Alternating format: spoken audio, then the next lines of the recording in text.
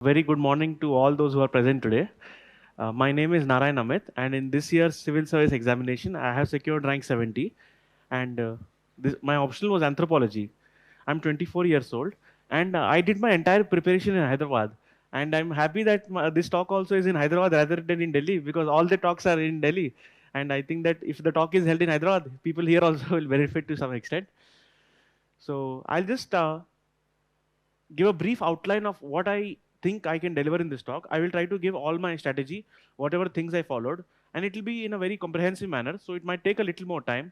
So you can listen patiently, and since you have come for the talk, definitely I will try to answer all queries and doubts that you have and address all your questions. So you can feel free and ask questions anywhere in between. Also, if you feel that there is something you want to ask there and there, you can ask. There is no issue about it. And I will try to give you maximum whatever knowledge whatever knowledge मेरे को मिला इस exam से ना केवल knowledge होती है exam low that also I will definitely try to give to you. And I'm comfortable in Hindi, English, and Telugu, so any language you can ask your doubt. And so I think we'll get started with the talk now. Maybe 2 to 3 hours I was expecting, so something around that it might go. So a bit brief background about myself. So I have not stayed in any one city in India. I have stayed in many cities of India since my father has a transferable job. And in the childhood, actually, I never thought much about civil services. I had known that I wanted to do IIT first, and then maybe civil services, some faint thought was there, but nothing any specific. But in 2010, I spent 1 year in Delhi because my father was posted in Delhi at that time. And then I used to stay in this NDMC area. So there, if you stay, everything is a government building there, or everyone is some judge or some officer or some MP, MLA. So you think, okay, what is this? How can I also become like them in any way? So then you see, I found one way that maybe by civil service you can become like that. So maybe that was my primary initial thought process about civil services when I was in 6th or 7th class. But later on, I realized that it is a very good job and you get a lot of satisfaction from the work you do. So this was my initial, maybe you can say, thoughts about civil services. Then for 10th and 12th class, I was in Hyderabad only, and I was into that IIT JEE mode. So I did my graduation in chemical engineering from IIT Kanpur, and I passed out in 2020. During college, I had not studied much. Now I feel that I was acting as if I was studying more than I was studying. Maybe little Lakshmikant, few chapters I had read, but I had not done anything substantial in college. I was a very good student in college, much more than I was in 5th or 6th class.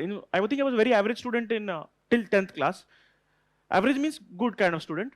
But especially in graduation, since the focus of others is decreasing around you, if you are moderately focused also, you can do very well in graduation. So I did very well in graduation. I had good CPI of 9.2 also. But then I was decided that I wanted to do civil services as my option. Because in corporate culture, I feel that work satisfaction is not much high. I had done one internship also in 3rd year in Nomura Structured Finance. But I felt that even though the pay was good and it's a very settled life, it is not appealing to me, and I was not very interested in that job also. Even the job profile I found was very monotonous. In IIT, you get good job, but either you become consultant or some software programmer or some coder or something like that. But I found that those jobs were a little too monotonous for me. That's why I chose to attempt civil services. So I actually graduated 1 semester early. So in 2019 December, I graduated, and from then on I started my preparation. In my first attempt, I got 289 rank. But since I wanted some major service, I had not filled all the service preferences. So I missed out by 3 ranks in the service allocation. And in this attempt, I have got rank 70. So I'm hoping that I will get AS. So I'm very happy about that. So this is in a brief, a very small nutshell about what my preparation, my entire journey was until this stage. And one of the most unique things I find about the civil services examination is that if you see, I have since given IIT JEE in civils, I have found that in IIT JEE, almost everyone knows who is the topper going to be in that year. Like they'll be in some elite batch of some coaching institute, and you know beforehand who is the topper going to be. But in civil services, it is not like that. You see the first 3 rankers of this year, they are not from IITs, and I don't even know the name of their college also before they were top rankers. So I think that irrespective of any other thing, UPSC exam is much more fair and equalizer than IIT JEE exam. And that one thing I think is very positive thing. Tomorrow anyone can be topper from any school of India, and that I think is the most beautiful aspect of the exam. Even though coaching has its role to play, it helps people, but still even after that, people from anywhere can get the topmost ranks, and they will not be from some elite college like St. Stephen's or IIT. I think it's a very good thing about this examination. So this was a brief, very brief intro about myself. You can feel free and ask any questions you want in any time. I saw, I think, more than 50 or 60 VisionIAS talks when I was in preparation, from Ashiva Mittal to Akshat Jain to Kanishk Kataria to even Shubham Kumar. He last year uploaded 4.5-year talk. So I'm very happy that I'm also giving a talk. And I hope that even 1-2 points, if you can get from this talk and include in your own preparation, I think that is a very nice thing. And I would suggest you to just be calm and just listen to the points, because they might appeal to you or may not appeal to you, but it is good to know what others are thinking, especially in Hyderabad, where guidance is, I think, somewhat less than Delhi. So I think if you just patiently listen, you might get few value addition from this talk.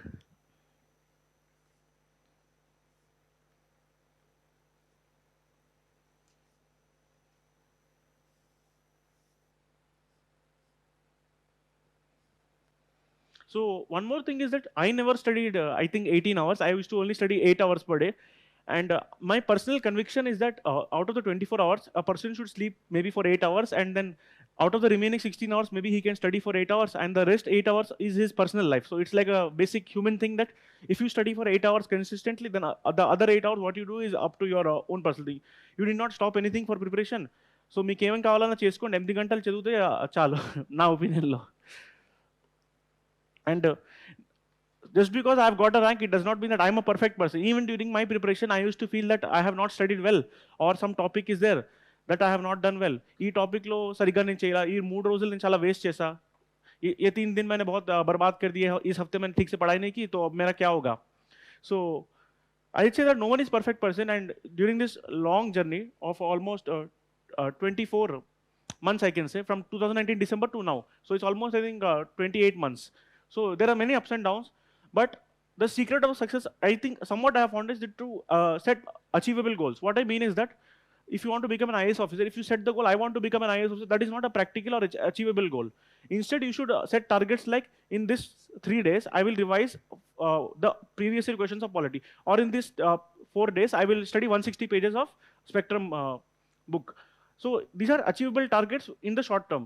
Suppose you want to lose weight also, then you can set target in that next 4 days, I will reduce 750 grams, something like that. So these are achievable targets, and once you fulfill one target, you will get energy to go to the next target. But if you simply set the grand goal, you will study 1 day, then you will waste 3 days, again you will study 2 days, but you will not feel that you are making progress. So setting small achievable targets, I think, is very, very important for getting the goal. And this is one thing that I have learned with age. I did not know about this much in, I think, till graduation. But you see why people get, if you consistently apply small efforts, you will actually go much ahead of the people who are much smarter than you also. So definitely try to set small achievable targets, and that will definitely help you.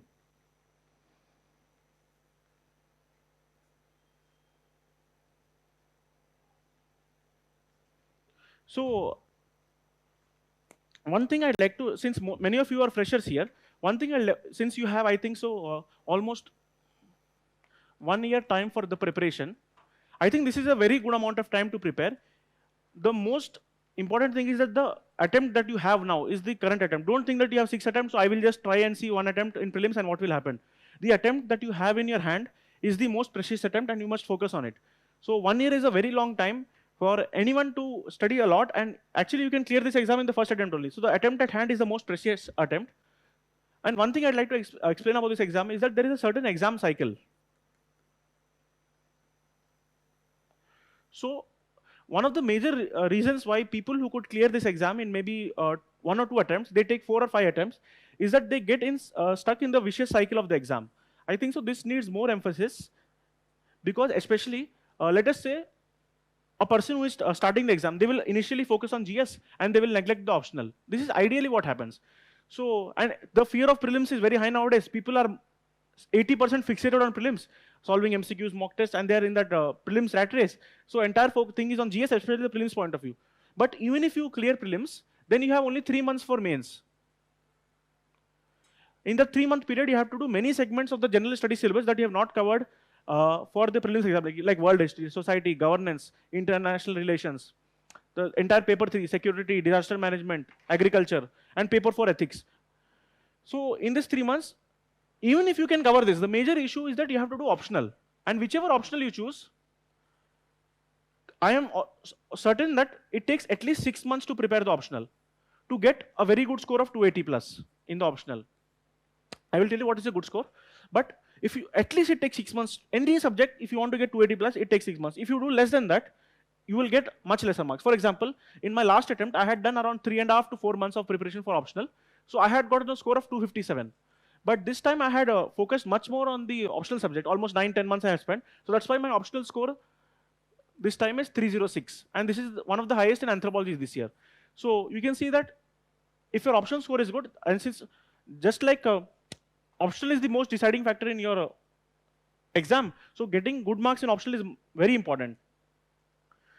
Coming back to the story, if suppose you do GS but you don't focus on optional and other aspects, or you do not have some basic command over your optional so that you can complete in the next 3 months, then definitely this aspect you are going to neglect.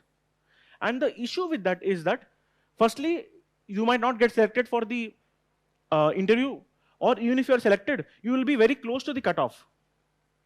And if you are very close to the cutoff, you need a very high score, almost 200 plus, to get into the list and get your last preferred service also. Let us say you're even in the list, you come in the final list also, then your rank will be around something like 300. And if you get 300 rank, then you're not going to get your preferred service choice.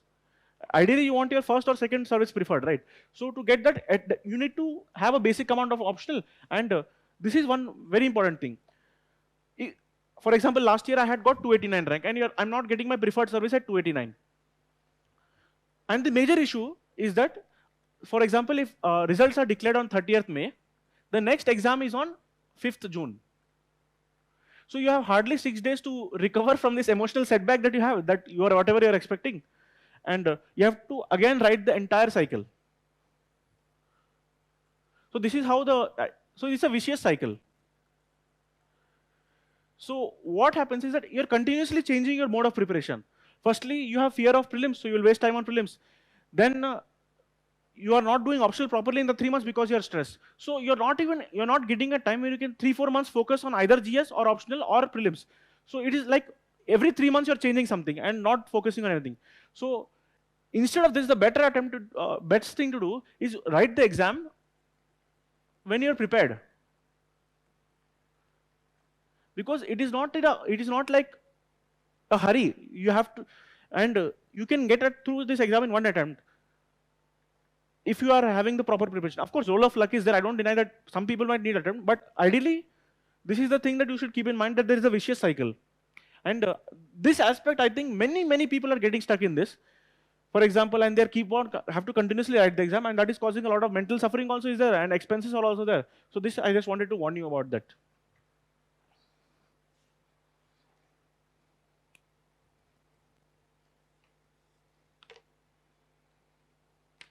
So one thing I'll directly say, that the most important choice you make in UPSC is about your optional.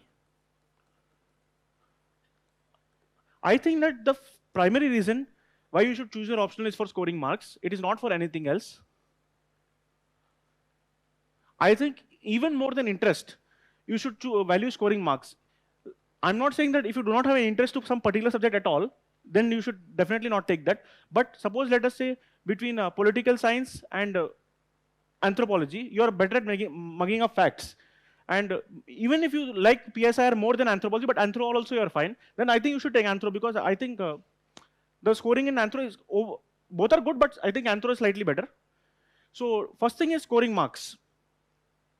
And I think the second thing can be interest, but the first thing should be definitely scoring marks. And I think two minor factors that are there is the shortness of the syllabus and overlap with GS. I think that these are slightly overrated factors. Firstly, no optional is short, all take 6 months plus. And even if you save 1 or 2 months because of the shortness of the syllabus, if you're not getting marks in the syllabus, then there is no point of saving those 2 months, you might waste 2 years.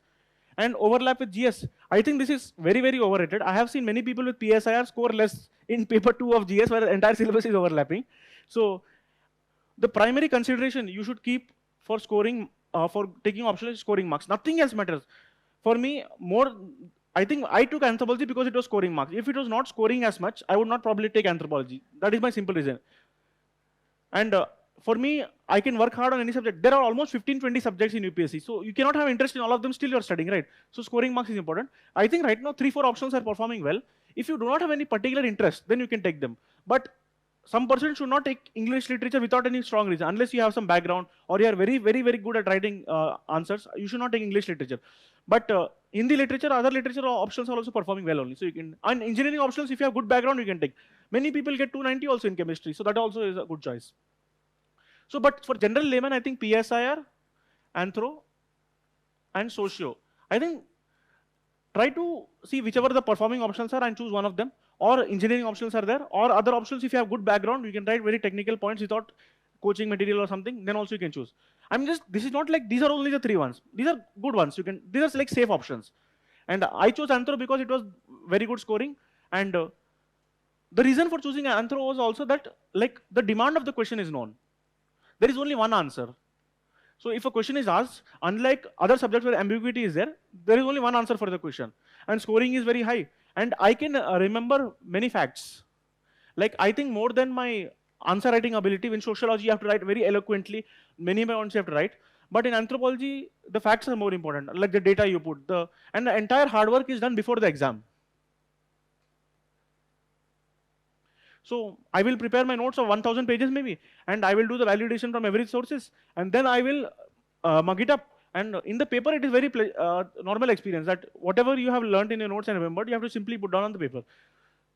So that is the reason why I chose Anthro. And I think these are the major factors based on which you have to choose optional. I think scoring marks, I think, is the paramount factor for choosing optional.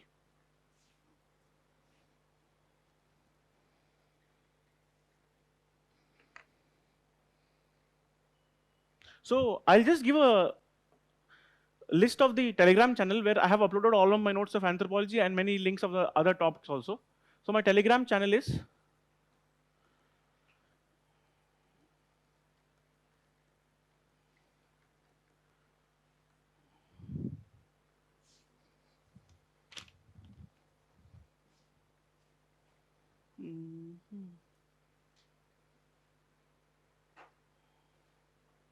I think something like this is there. I'm not exactly remembering, but if you type this much also, I think you'll find the channel.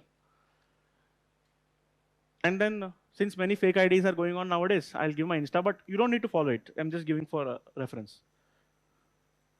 But I never used Instagram when I was preparing for 2 years, so you also should not use.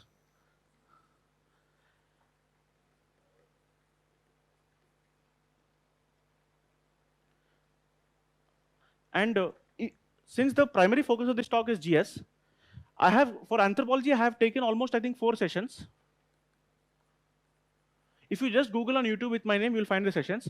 One I have taken at L2A for Anthro.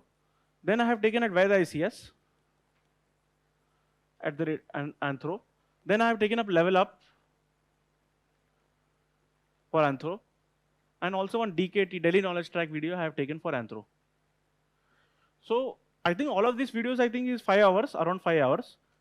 And in that, each aspect of anthropology, how I chose the books, or how to write the answers, which areas to focus on, everything I have covered in these talks. So if I simply repeat that again, I think there's not much use to it. So these are the 4 videos I have taken on anthropology. And on my Telegram,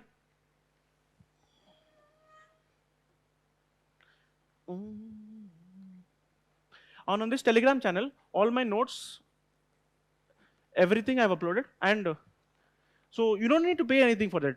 And since Telegram is a very good app, the chat limits also are very liberal, all that is very liberal. So most of the toppers, they put all of their notes on Telegram, and it is very easy to access. You can just download the app and use it, and it's completely free. So I think Telegram is a good medium for any dispersal of the notes. So almost everything I say in the talk will be in the Telegram channel. All the material, everything will be referred. So if you find that in the talk you're not finding something, anyways, VisionIAS is going to upload this on YouTube. Apart from that, even in the Telegram channel you can find it, and all these talk links are also on the channel. And if you go through these talks, I can assure you that all your doubts about anthropology, what I learned, why I got 306, what I changed from last year, and which books to follow, all that definitely is there in the channel already.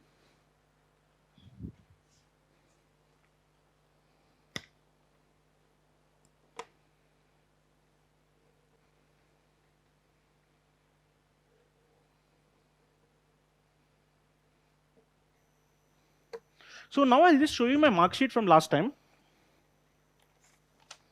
and what changes I made in the mark sheet.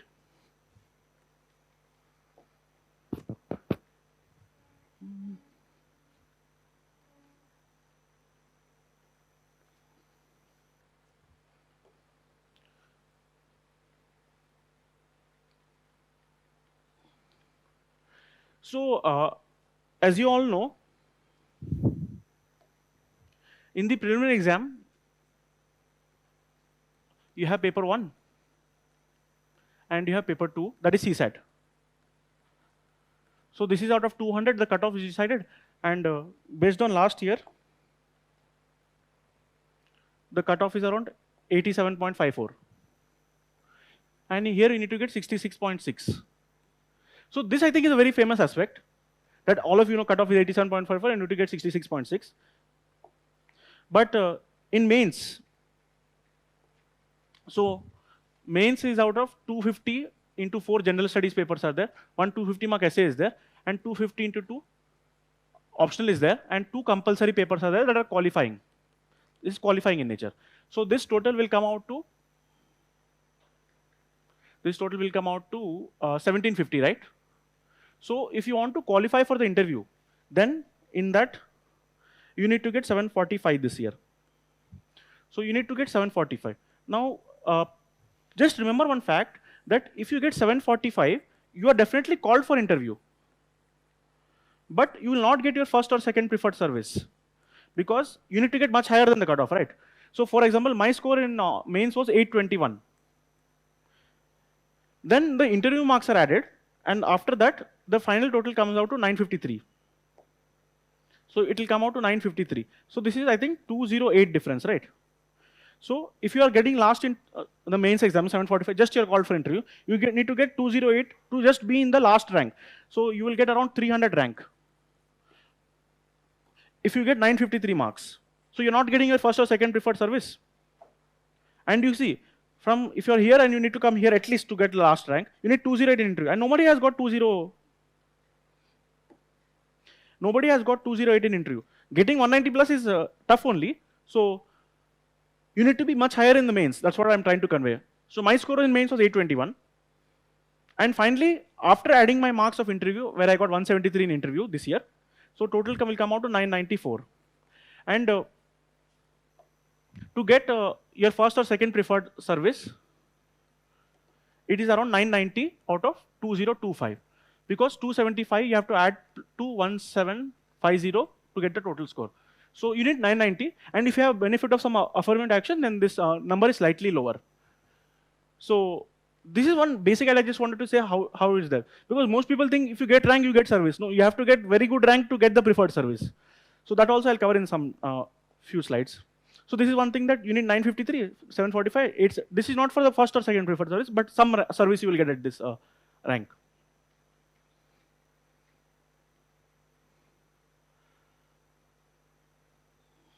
So that's what. Just that same thing, I have marks versus rank.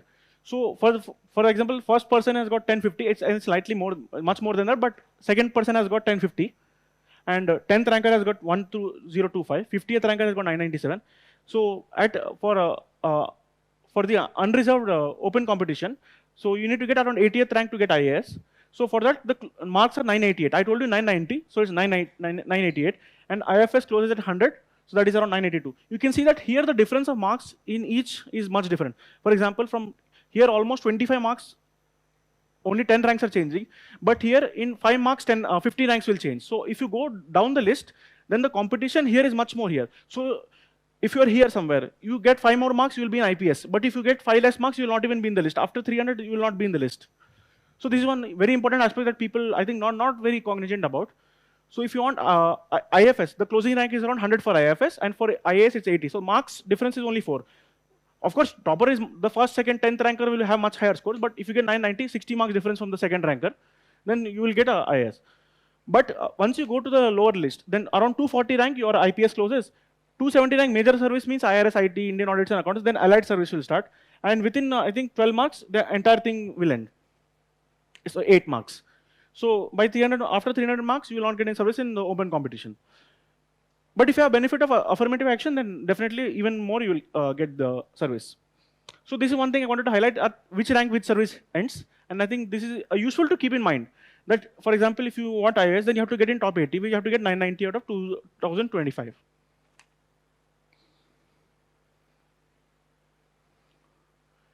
So this, I think, graph is very important. Because unless you have written 1 or 2 mains, I don't think that people in the starting have an idea of this. So if you were to ask someone, how much will I score in GS3? I think any person who's in initial stages will say, I will score 110 in GS3. GS3 of the mains examination. But you will see that almost the highest score is around 105 only. That is the highest score. And you don't need to get the highest score to become an IAS officer.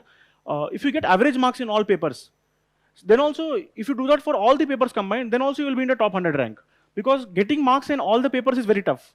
Getting exceptional marks in 1 or 2 papers is easy, but you have to maintain the consistency across the papers where the writing style is different, the demand of the paper is different, the expectation is different. So in this, if you're getting a score of 90 out of 250, I think this is broadly in line with what the top rankers are getting. So I'd say that from 1 to 80, if all the top rankers are generally around this score of 90 in GS3. So this is the ideal score you should target in this paper. If you get more, there is no issue with that. But ideally try to target this kind of score in this paper. If the highest is 105, you are getting 90. So even though you're much behind the highest person, if you do this on all the papers, then also you'll be one of the toppers, because everyone cannot get highest score on all the papers. So around 90 is a good score in GS3. Similarly, if you talk about optional is out of 500. If you get 280 plus, then I think that is a very good score for getting top 100 rank. If you are getting 260 plus, then you might get below 250 rank. If you are getting less than that, then it becomes difficult to come into the list also. So for each paper, I think there is a rough score that you need to get for whatever rank you want to get. So in that context, for all the papers, I have written what is the highest score. See, this is a very rough data. If some data is slightly accurate, it's fine, but the interpretation is, I think, consistent even if the data slightly changes. So in essay, for example, let us say the highest is 145. Most of the people who get in the top 100 rank, their score is around 120. Some people get 130 also, but I think 120 is a decent score in essay this year, because especially philosophical topics are there, and the paper has become much more difficult. So I think 120 is a good score. Similarly, in history, 105 is a good score. In polity, 110 is a good score. In GS3, I said 90. In ethics, 105. And in optional, 280. So, and you can see that the highest of all this combined will be much more than 880. But the highest still 880 because the topper is not same across all the optionals, all the subjects, right? So 880 is the highest. And if you want IAS, you need around 820. My score was 821. So, because somewhere I lost, somewhere I gained because of that. So if you get 820 in the mains examination, a good thing. And the ideal score you should get in all the papers is something like this. So just to illustrate this point, I will just rewrite it for you. So for example, if you are writing essay, ideally you should target around 120 out of 250. Ideally you should target more because you want to account for exigency also. But E score vaste barla. So GS1, I think I said 105. GS2, I said around 110. GS3, I said around 90, right? GS4, 105. So if you come, the GS total, if you see, it is around 410 to 410. So if you get 410 plus in GS, I think it is a good score in GS. I think people get little carried away with GS, that the highest in GS this year is 492. But the second highest is 450. So, but very few people get above 420 actually. So the first, say second ranker, the difference is 42 marks. And if you get a score of, I think 420, it's an exceptionally good score in GS. Because 4 papers, the demand is different, the style of writing is different. And there is an element of ambiguity also. In essay, GS and interview, the role of luck, I think, is slightly more. You see many people who got very good score in GS in 1 year, next year they have got very bad score, again next year they have got good score. Generally, the only thing that you have some degree of control, here also luck is there, but some degree of control is optional. If you prepare well in optional, if the subject nature is very exact, then you will get very good marks in optional. But in GS, anything can happen. Interview, anything can happen. It's a 15-minute thing. They might like you, they may not like you. Essay also, you write some viewpoint, the examiner does not agree with you, you will not get marks. GS also, it is a very random thing. 4 papers are there. You might do anything might happen. But in optional, you have some degree of control. So I think getting 420 in GS is a very good score. And I think Shubham Kumar last year got first rank also, his score was 428, I think so. So these are the things about this thing.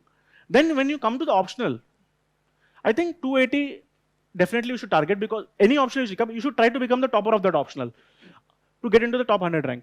So 280 plus is a good score. You can get more, it's very good. I in optional had got 306 and my GS score was 401. So GS 9 marks, because I got more in optional, it is covered like that. So this is one thing you can definitely keep in mind. And interview, if you get anything around 180, I think that's a good score. People get 200 also, people get 160 also. I think 180 is a decent score in interview. It's a thing that, yes, you are having the officer-like qualities in you and they want you to be in the list. So same thing, I will upload this slide if you want on my Telegram channel. And just the topic names I have written for each of them. And what is the IAS level score, what is the highest, roughly. I think these people don't have idea. That's why people say I will score 110 in GS. It's very tough to do that actually, GS3. So same thing I have crystallized, essay 120, GS 410, optional 280, interview 180. So then you do 990. My score was 994, I think so. So within the GS, you know the role of luck is there. The essay, ethics, and interview are more scoring. As you can see,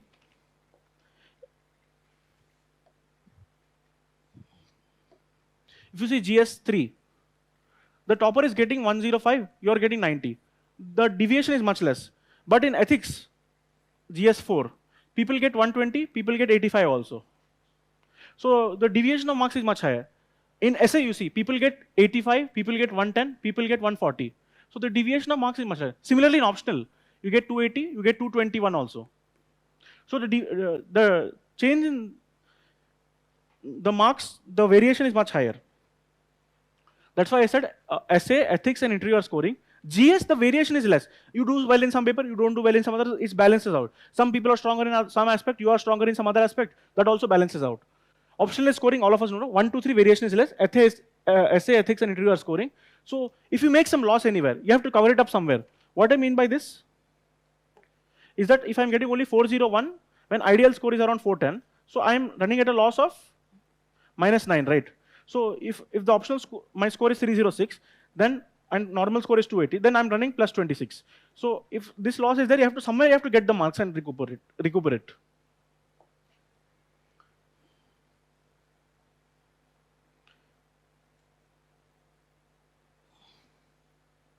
So this is my mark sheet from last year.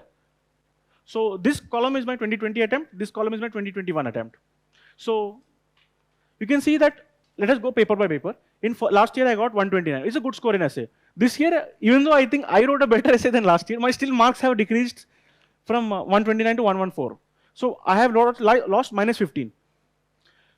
If you can keep in your mind, what was I told you that, what is a good score in essay? I told you 120 is a good score in essay, right? And I've got 114. That means I'm actually 6 marks below what I should be getting at this level. So that's one number you can keep in mind. -15 is a change from last year, plus 24 is a change for these 4 papers from last year, 49 is a change in optional. And this arrows means main score is changed, interview score is changed, interview marks also, -14 means, I'll tell you in that. So other thing you can keep in mind is that till here I'm -6 marks below what is required. If you see general studies paper, I said 105 is a good score. I got 89. In GS1, in both years I got a bad score, I think so. And I'm not able to find out the reason for that, even though I tried a lot of hard work for GS1 this year also. So you can see that 86 to 89, it's a marginal improvement. So this one thing I'll do, that, so -6 till the essay paper, and I said 105 minus 89, so 16, -16. So -22 I'm running till here. So -22 till the paper 1. Then paper 2, GS2, I've scored 110, that is a good score for, and I told you 110 is a good score. GS3, I told you 90 is a good score, I got 88, so 2 marks, -23. In general studies, I told you 105 is a good, ethics paper 105 is a good, so I got 114. So you just keep on adding what is the score you're expected until now. If you do that, I think so, if you include the 4 GS papers and essay papers, still I'm in the negative. But once you come to optional, then I have gotten a score of 306. That is very high score and one of the highest in anthropology. So it is covering up my losses in the GS and essay to some extent, right? That is what I'm trying to convey. And optional, last year I had got 257 in optional. This year, so last year I got 257 in optional. This year I got 306. So this is an increase of 49 marks. And you can see that in one paper only, from 122, I have gone to 166. That is a 44 mark jump. And overall also my marks have increased by 44 marks. So everything else cancelled each other out, and 44 marks is a jump in one paper. Paper 2 of optional, I was good last year also 135, this year I got 140. So my written marks have jumped from 463 to 821. Just I'm giving an idea of how the changes in marks take place, what marks generally people are getting, so that you can have a realistic expectation of what to get in each paper. Then personality test, last year I got 187, this year I got 173, so 14 marks have come down. So if you do all this plus minus, plus minus, plus minus, and what is IAS level score, all that, you will get 994. And that is 4 marks more than what I said is required for IAS. So this is why I have got a rank of 70, you can say. So this is the entire analysis, and entire PDF is there. So I'll definitely try to upload it on my channel. So I think I should take a few minutes pause if anyone has any doubts here. So any questions? Anything you did not understand? Doubts. Yeah, that is a proper question. I'll tell that. With respect to this, you have any doubt? Any doubts?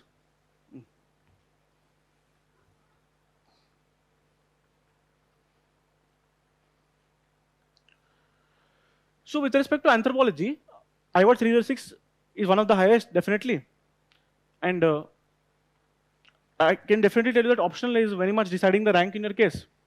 And the unique thing about optional is that it is a master level paper, master's degree level paper. If you see the notification of UPSC, they will say that general studies requires layman type knowledge. So though it is not layman type knowledge, you require specialized study of 6-7 months at least. It is the expectation is that a person who is reading newspaper can attempt the question. But in optional, it is clearly written that you need master level, degree level knowledge. So definitely you need to write technical points. If you write GS type answers, you will get around 240 in optional, and you might not get your preferred service. So to get good marks in optional, you need to write technical, scholarly data, and that is one of the most things that important things that I've said here. So it requires master's degree level knowledge. And any optional takes 6 months, that I already told you. So in UPSC, the success ratio, this green curve, is the rate of success with attempts.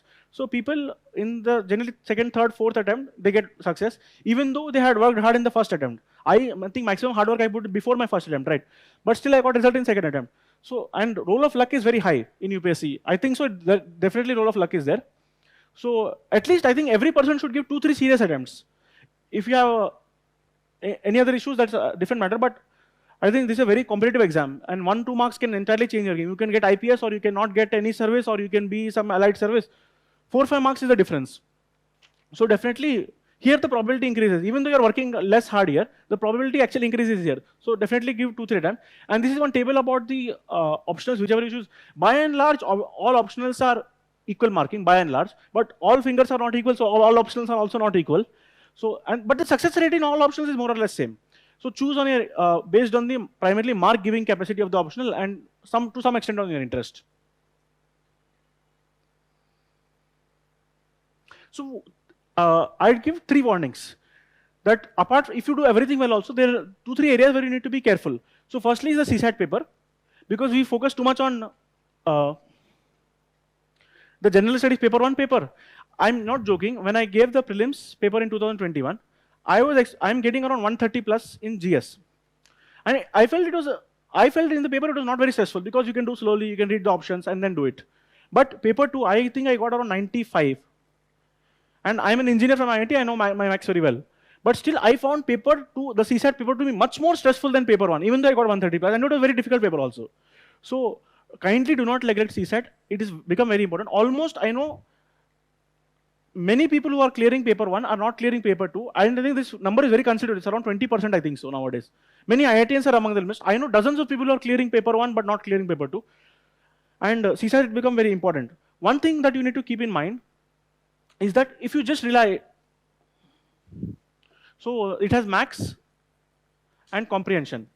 So if you rely on only one of them, either you'll say I will only do maths, or I'll do comprehension, then I think that you will not clear CSAT, because many questions are tough in maths and many questions are tough in comprehension.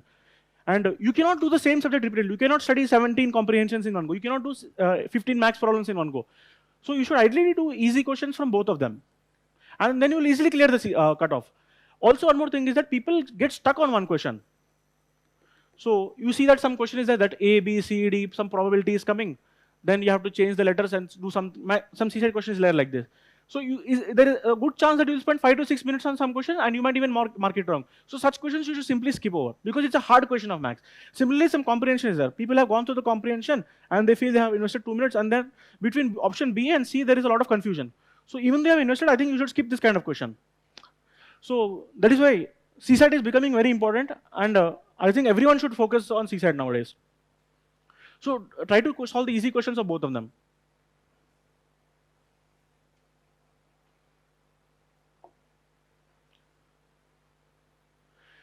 It's nothing to worry about. Just you can solve some practice questions and you see the past year papers, definitely you'll get a good idea. In the mains examination, if you see the mains examination, apart from the 7 ranking papers, this everyone will focus on definitely, there is a Hindi and English paper also. So I think almost 10 to 15% of the people who have qualified prelims and CSAT also, they're failing in this Hindi and English paper. And these papers are very easy only. There is essay, all this kind of stuff. But write 1 or 2 practice things and practice few of the grammar. I just mentioned it so that you're aware of this. Nothing to panic about, but you should be aware of this. And one more other thing I noticed is that, like if you're taking benefit of some affirmative action, there is a requirement that the date of the certificate should be there. Because in many cases, I see that this issue comes up regularly. That's why all the documents should be correct. So as I said, my Telegram channel is there, and this is the link of the channel. And I have uploaded all the notes, everything of GS or my own strategy about prelims, how I did it. The anthropology notes are there. That all I have uploaded. And you can ask, like, after every post, there'll be this comments tab. You can ask in the comments, and I do respond because nowadays I'm little free only. And this is my channel. And Telegram is a good app. I used to use it, and many of the UPSC aspirants, they use Telegram. And many of the toppers, apart from me also, each topper who is, suppose you are taking medical science, you're optional. Then that some topper of medical science must have put their notes on that. So you can take the notes and you use for value addition.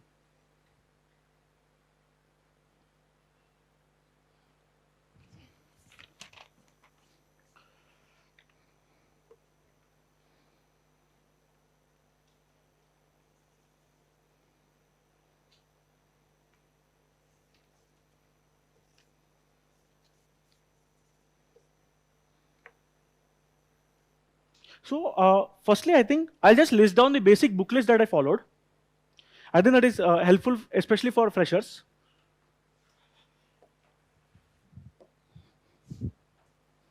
You're able to understand me, right? Yeah. So, yeah. Oh, sure. Yeah. So I will give the book list right now. And I think that this is the smallest possible book list. I have found that up from all the toppers who are there, what is the common minimum thing? All of them have done. And I think if some person is asking me some doubt about some aspect of UPSC, I would try to generally see whether he has done majority of these books. Then I would consider him a serious aspirant. So this, I think, introspection each one of you should do at your own level. Whether you can substitute some book from here, that is not an issue. But are you at least covering these basic minimum books? So I'll just write it down. So I would call this ultra minimum book list. So I think least common book list is, I think, is a better word, but still.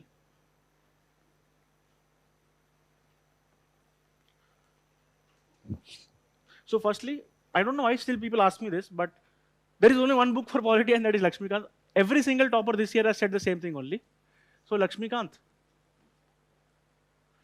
Plus, there are 11th and 12th, 4 books are there. In 12th class, 2 books are there, 11th class, 2 books are there. And obviously the bare constitution. I think that in polity, there is no point thinking too much. Unless you have completed this basic thing, your polity preparation is not done. So no need to think about resources first. You have to at least complete this basic thing is there. Then again, in modern Indian history, there is one simple book called Spectrum.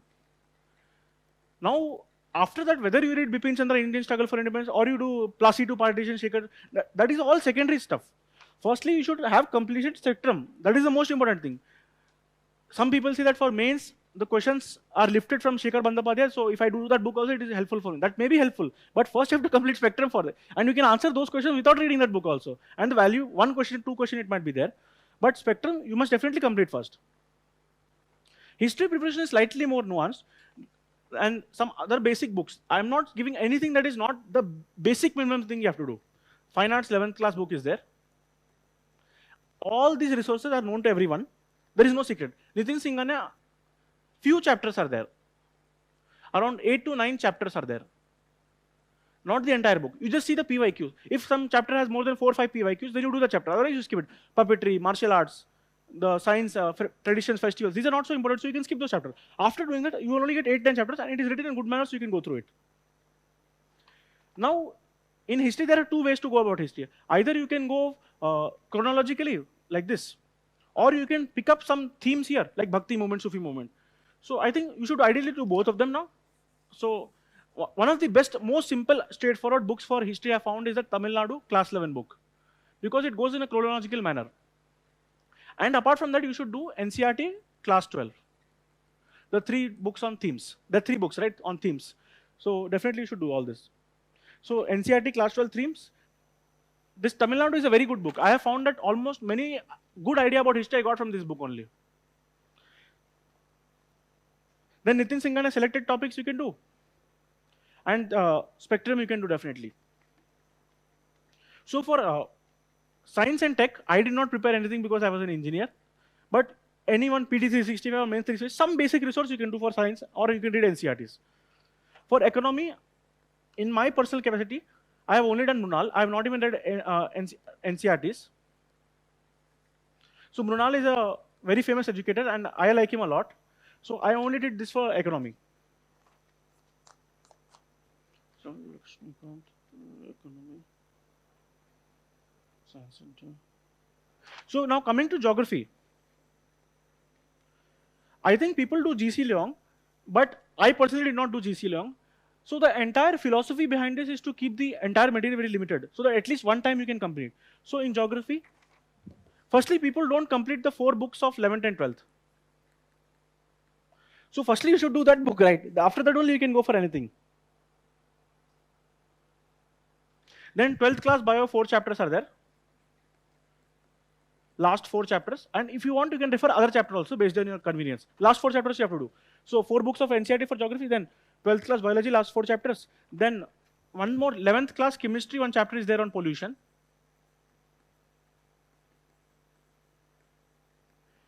This is only 1 chapter, okay. So this one is there.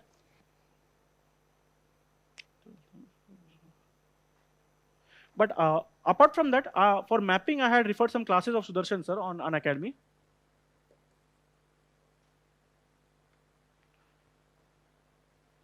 And apart from this, in geography, all of the other resources are scattered. You will not find it one place. You have to hear, you have to see this book, you have to see this compilation.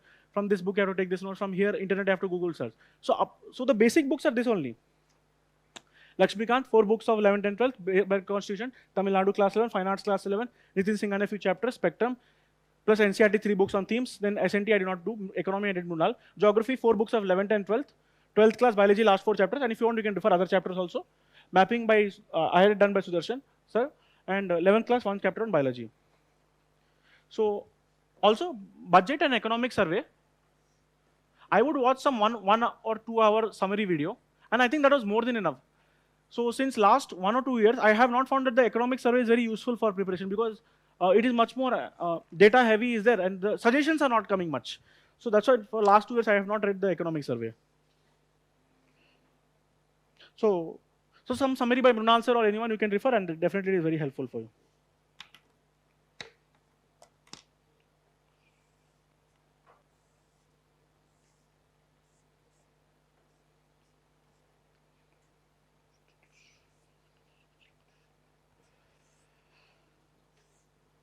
So like now I think an interesting thought-provoking question is that, like if you see the books that I have mentioned now, I have personally found that their height is 20 centimeters.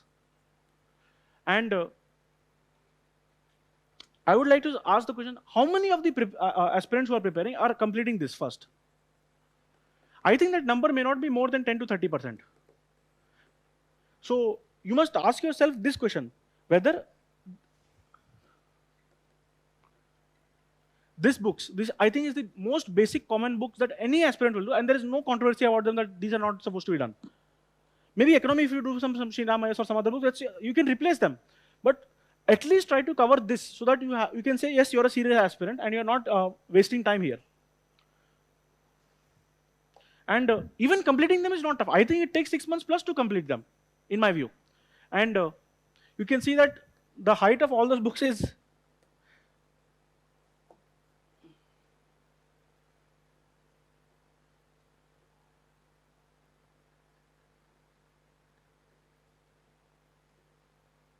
so I just took this picture yesterday, and the height of those basic books I referred is very high, right? And to complete them in 6 months, you need a lot of effort, a lot of patience. So firstly, all else is secondary, the value addition, the test writing. First, you have to complete these basic books, get your notes in order, and then only you can proceed further. That's just this point I wanted to highlight.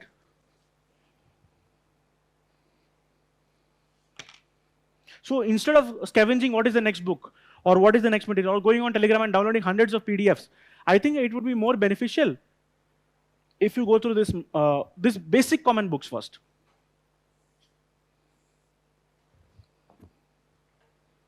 So I think I'll also tell wherever I took coaching from, because it's a very good practice. And Shubham Kumar sir, I think last year he made it very popular also.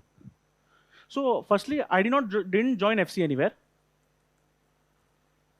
Foundation classroom I had not done from anywhere. But and Anthro coaching, I have already mentioned on my Telegram channel. If you go to the Telegram channel, the one post is there, what coaching I have referred for Anthro, it's already on the channel. So foundation course I did not do anywhere. At VisionIAS, I had found it helpful, especially for materials and test series. So the mains test series, also the prelims test series, also Abhyaas, also the value addition, or some articles, plus mains 365 and PT 365. So I think VisionIAS content is the best in the market. So definitely all these things I referred at VisionIAS, and almost all the people who I know in the rank list also they have done this. Many of them.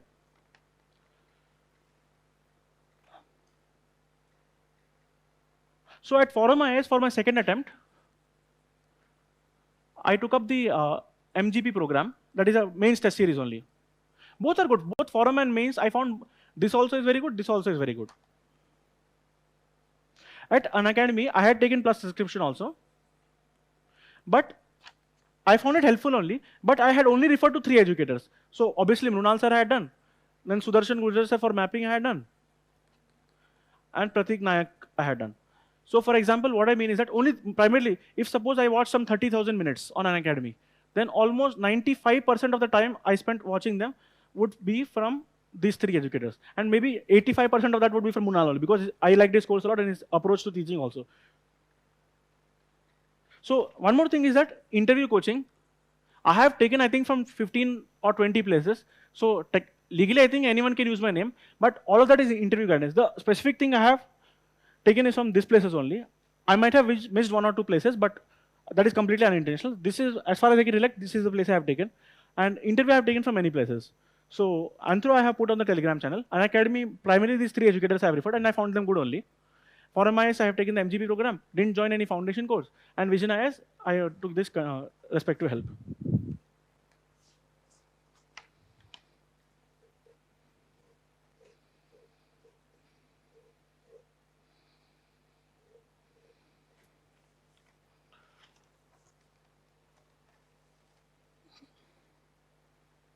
So I'll just give a brief opinion on coaching. So I think that coaching definitely helps. There's no doubt about it, it helps. Especially in your optional. If you're not familiar with the subject, coaching definitely helps. And I had taken, for my second attempt, I had taken coaching at VisionIAS, and that had helped me improve my score. So definitely optional helps, especially if you are not having some guidance, or if you do not know how to prepare in the syllabus, then you can join foundation course also. But the pace in the foundation course will be slow. It will be like the least common multiple, that pace will go on. But if you have read the basic books, then you can skip foundation course for GS. That is not essential. But if in optional, if you feel you need it, you can definitely take it. But this prelims test series, mains test series, that value addition material, or some specific module you have. Suppose some person is there, he is weak in ethics. So maybe he can join some module for ethics only. This kind of things definitely are helpful. There is no doubt about it. But whether you need foundation course it's a personal question you have to answer at your level. Are you able to complete this? Do you need some guidance? So I think this would be my opinion about coaching.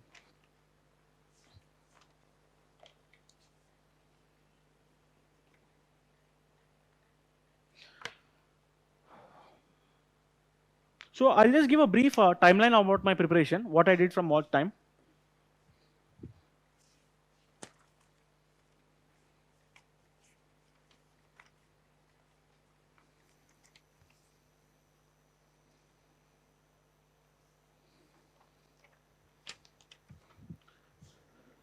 So I had started my preparation in 2019 December. So till I think February, I had done optional preparation. In college also I had done little preparation, but I think it was namesake preparation, nothing serious. 2019 December to 20th February. So 2-3 months I had spent on optional. Then because of COVID, till October 2020, the exam had been delayed by 4 months, if you all remember. So here I had studied most of my GS. So like I told you, optional is weak, GS have done well. So prelims I qualified. And in this attempt of prelims, I got 109.54 and 130 something. So this was my score in this prelims examination. Yeah. So this was my first prelims examination. So as you can see that I have not done my optional well. So by January 2021, when the mains examination is held, this 3 months was very stressful for me because you have to do a lot of new stuff. So I was very tense in this 3 months. Then I wrote this one. Then from January till March mains result had come. So in this time I had only done anthropology. I know my optional is weak, so I have done anthropology here.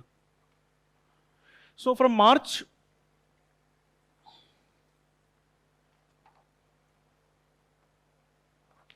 then when this main examination result was released in March 2021, and then till October, where the next prelims was held, I can prepare 2 months for interview, 2 months for optional, 1 month for GS. So from the day the result of the first mains examination on till October is the second prelims. This is October 2021. So here second prelims was held for me, right? So I had done 2 months of interview, 2 months of optional, and 1 month of other aspects.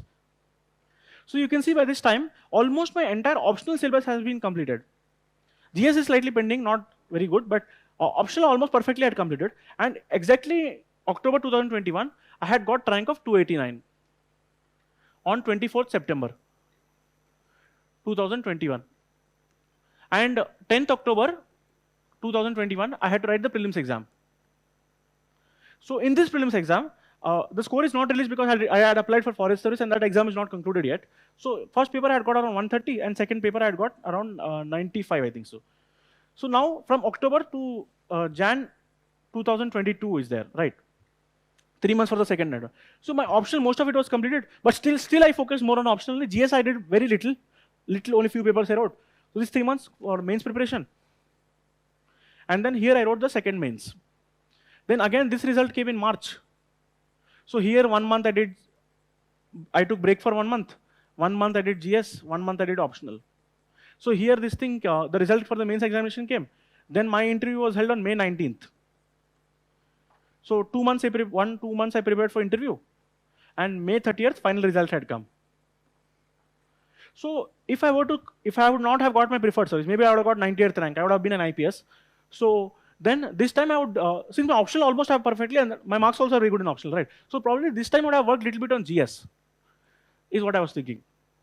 So this was a rough exam cycle for me. It goes like this, then goes like this, and comes here. So like I said, in optional, I have got 306. So my preparation is more or less done for optional. But in GS, the highest is 484, second highest is 454, good score is 420, I've got 401. So this is like a good score only, but there is scope for improvement. So this time I would have focused more on GS, maybe would have got somewhere around 430, I would have been, my rank would have been better in the next attempt.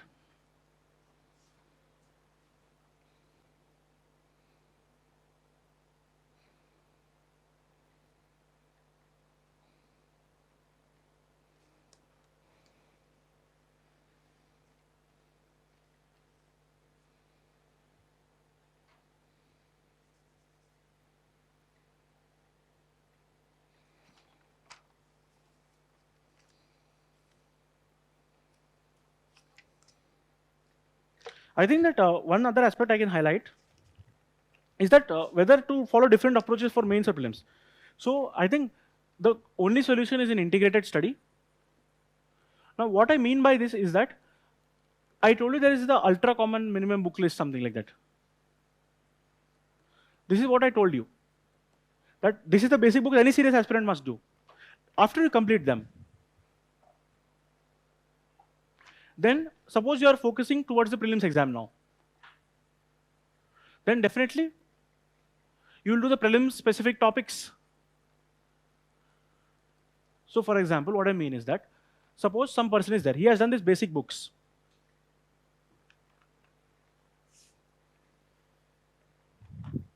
So he has done these basic books, but I do not expect that in these basic books that he will learn how this Krishna river is there, and these are the 4 or 5 tributaries of Krishna river, and this tributary may be there, this is right bank, left bank. Nobody studies in this much detail.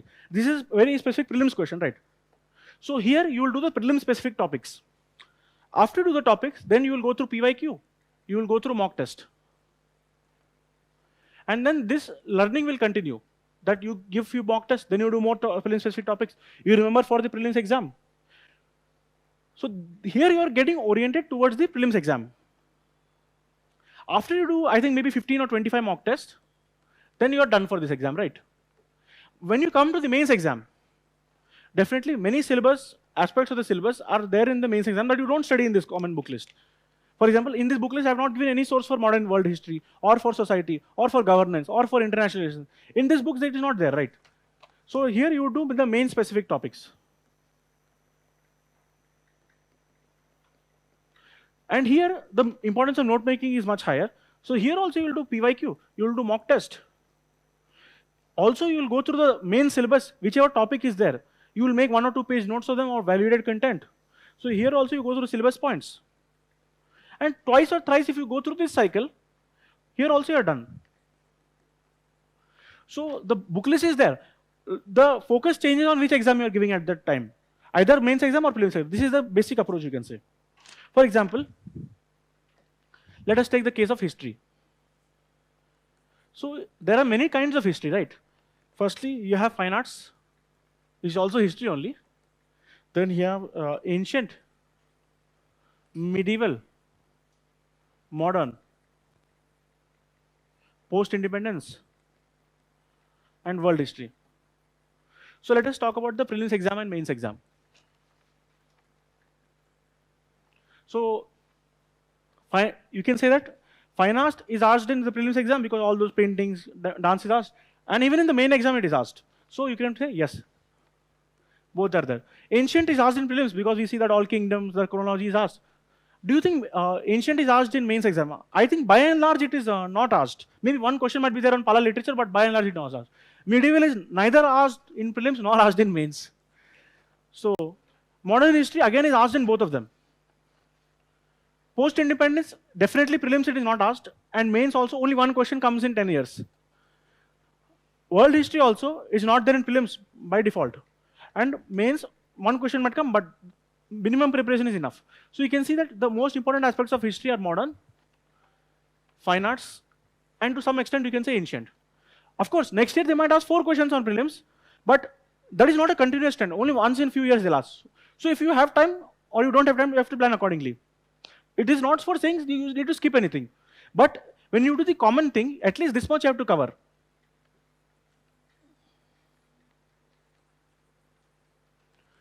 Now, if you go back to the cycle, so when you have covered the basic book list, you have not done post-independence, you have not done world history, maybe you have not done medieval also.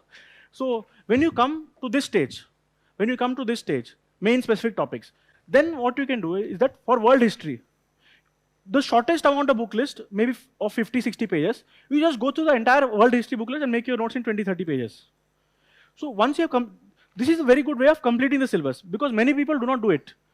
And there is no point of, I think, even spending 1 week on world history now. Even 1 week, I think, is too much time because questions are not asked, even if there are very simple questions. So, but at the same time, if suppose one question is asked, talk about French Revolution. This is a very simple question. You cannot miss questions like talk about French Revolution, right? And this will definitely be there in this 20 or 30 pages notes which you have made.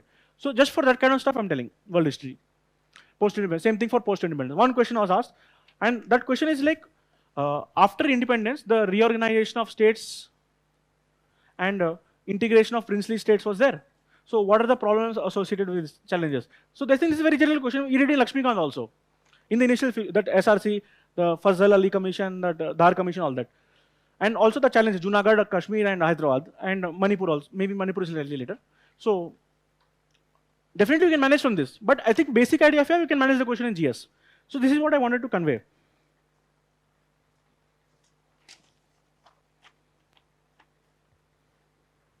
So just for ease of convenience, I'll just write down how the, so essay is essay. There is nothing about it.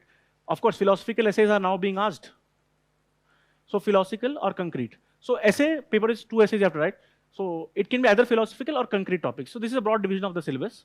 Then in GS1, you have society. Then you have history. Now, which history comes in mains paper? Again, you can refer to this channel. Which history comes in paper? Mostly it's modern history or fine arts. Other things can come, but they're rare. So then you have history, and then you have society. Then you have geography. So in geography, one additional thing that comes is resource mapping. So if suppose the world map is there,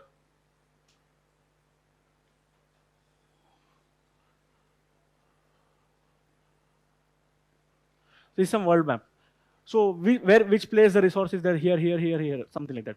So resources mapping is there. This is for paper 1. GS2, I'm just giving so that I can refer easily in the future. So polity, you have governance, you have welfare/social justice, and you have IR.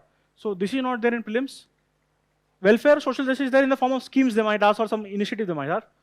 Governance is there in terms of processes, what is RTI, all that, but by and large not. So only polity you have in prelims. So these 3 you have to do for main specific topics. Is this clear till now? GS3. So GS3 is not one subject, but it's a bundle of subjects. So firstly you have economy. Then you have agriculture. Then you have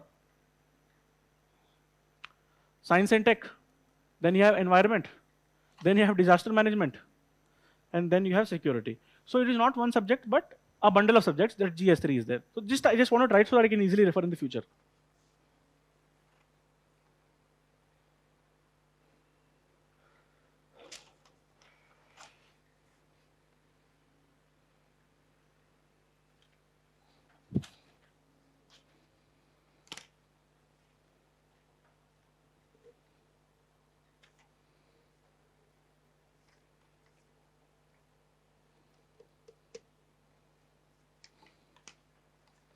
So one more thing I'd like to highlight is that you have heard this n number of times. PYQ and syllabus is of paramount importance. I am once again repeating this talk, and I cannot overemphasize this. How much ever I say is less. For example, in PYQ for prelims, from 2011 to 2021, all the 1200 questions and their options, I would remember by heart. And I think this helped me in many questions. To that extent, PYQs are important. And syllabus also, firstly for mains, each aspect of the syllabus you have 1 or 2 page notes. Then each PYQ from 2013 onwards. For prelims it is 2011, the pattern changed. For mains 2013, the pattern changed. So all the questions should repeat. They definitely repeat. For example, in this year only, in 2021, there was question on landslides. And many things, earthquakes. Many things repeat. So I cannot overemphasize the role of PYQs and syllabus.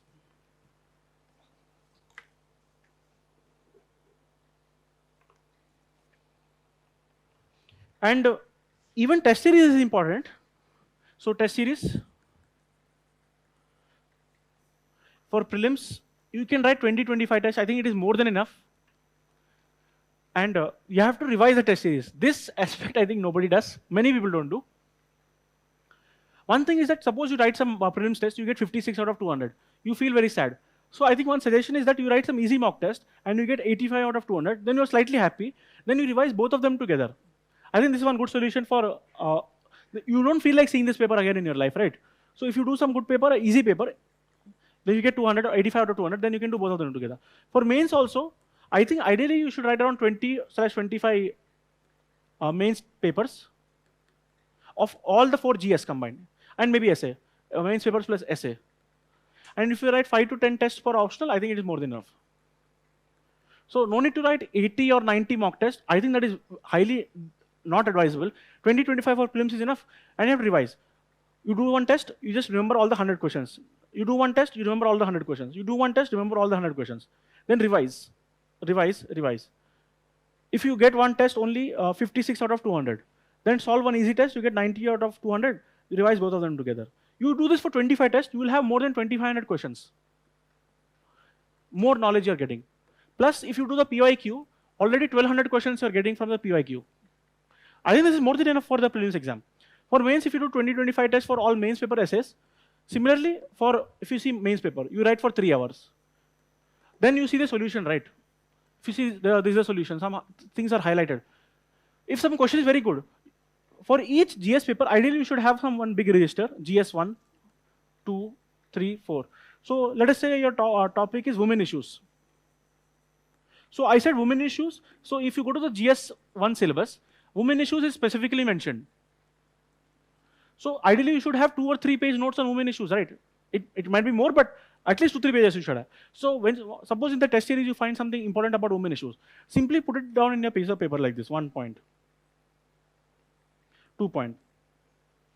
So if you do this for 20 tests for all GS, I think it is more than enough. Similarly for optional, if your notes are very good in optional, the role of test series reduces, but I think 5 to 10 tests for time management is very essential. And if you do this, this is more than enough.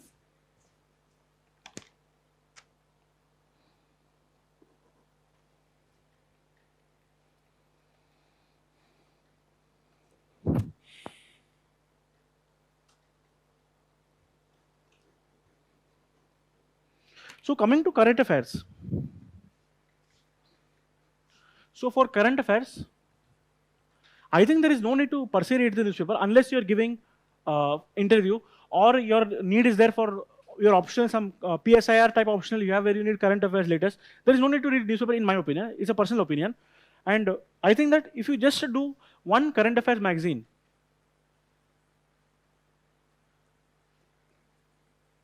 for 1 month, and if this is 100 pages, I don't think 100 pages content is there. If you do 50 or 60 pages also, whatever, according to you, the thematic, suppose some BRAP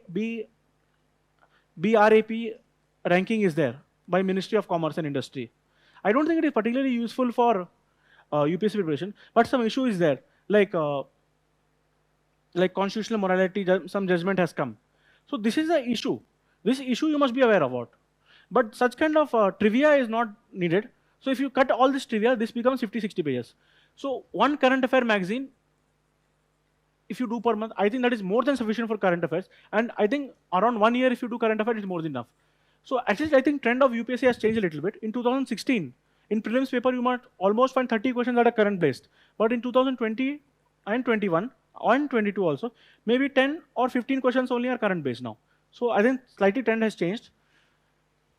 Here also I found that this basic common minimum, you can include this in basic common minimum also, that reading one magazine every month for 12 months. I think the fraction of people that are doing that is much lesser than the people who are preparing for the exam.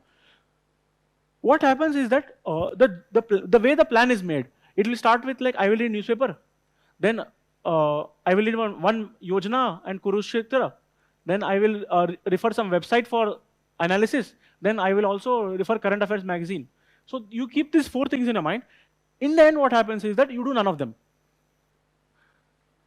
So instead of this, I think that having slightly lesser sources also is fine. You just do one current affair magazine. And so I think one of the faculty was saying that I think newspaper is slightly overrated for preparation because it is like making fire from stones when you have already gaslighted and all that stuff.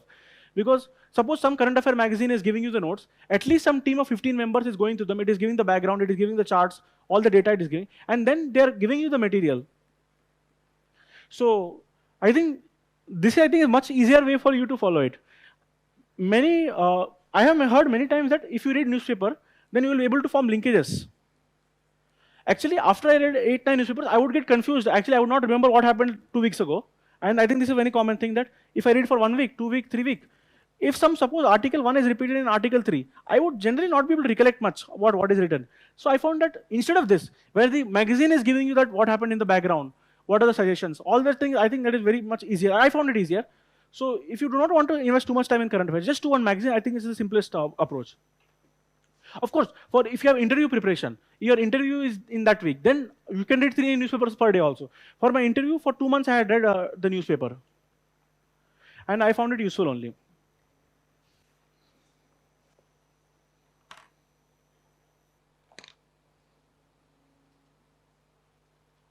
And I said 12 months is more than enough. You can do 18 months also, there is no issue with that. In thinking I'll do 18 months, we don't do in 6 months also. That is the bad thing, I guess. So I'll come to note making. One aspect is that, suppose you're in the note making, if the book is already in notes format, for example, you have Spectrum or Lakshmikant, I think that there is no need to make the notes from this. You can directly refer to the book and you can do the thing. Note making is especially useful in few occasions. When you're optional, for example, my optional notes are around 1000 pages. So here note making is useful. For mains, GS 1, 2, 3, 4, you have 4 registers, right? In each of them, each syllabus topic, for example, government budgeting is there. This is a topic in GS 3. So I will have 3-4 pages notes, and in that 3-4 types of budget, what is the thing will be there. This will go in this register, right? So that is how one topic of syllabus of GS 3 is completed. Another will be quasi-regulatory bodies. So I will write 15-20 bodies and major functions of few of them. This again will go in GS2 notes. So like that, here a lot of note making is there. Or if you're doing essay preparation, you're collecting the quotes, you're collecting the examples, or you're collecting some unique insights. Here note making role is there, but here note making role is not there. And for interview, if you're preparing your home state or something like that, then also note making is important.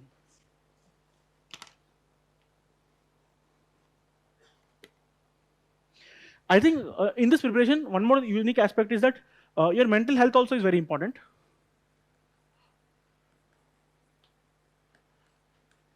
Mental health is very important. So I think one of the best things is surround yourself with positive people. I think negative people are more in this world than positive people. So you go to some person, you feel happy, right? The solution-minded approach will be there. Other person will be simply expanding, elaborating the problems. So you just keep this in your mind. This is one thing. And I never stuck any map or India diagram or something on my room. So if this is my room, I would never stick maps here like this. I just hated that. I would not even go to that place if I stuck a map there, because I think that would be bad for my thing. And 8 hours a day if you study, I think it is more than sufficient, 8 hours. It is tough to do it in the long term, but 8 hours is more than sufficient.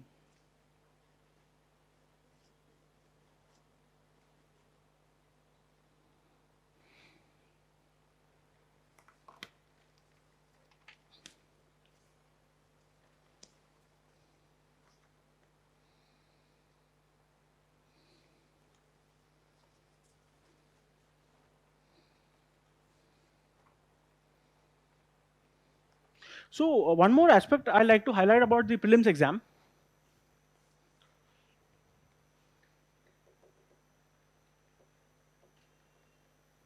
Yeah. So as I said, PYQ role is there. So you must grab the low-hanging fruits. So this diagram shows that this person is there, and he is grabbing the low-hanging fruits, not the high-hanging fruits. So if you see, in 2020, there was a question on constitutional government. I had got this question wrong in 2020. But 2021, the same question was asked when I wrote again prelims, right? So I think this question I had answered in 5 or 6 seconds. It did not take me more than that. So similarly, in 2019, if you do the PYQs properly by remembering all the options, doing little bit research on your own. So chairman of public sector banks, all of us will hear about, this is Finance Ministry, Reserve Bank, all of us know. But you must be curious, what is this Bank Board Bureau? So if you do some research, definitely 3 years later, the question will come. And this is an easy question. Without knowing this also, you can solve, but it is inspired from this question only. So similarly, here you see, this question, Rusty Spotted Cat, eroded often, I don't know any of them, for example, in 2019. I don't know any of them. But I will research and say that, yes, bluefin mahashir is a fish. Mahashir is a fish. We know that, right? Because from the PYQ, you have to see the options and learn from it. Then in 2022, this is a very tough question. Which of the following is not a bird? I know all four of them, but Indian Night Jar, Spoonbill, White Ibis, maybe we don't know. But since PYQ, we know Mahashir is a fish, so fish cannot be bird. So A is the answer, it's not a bird.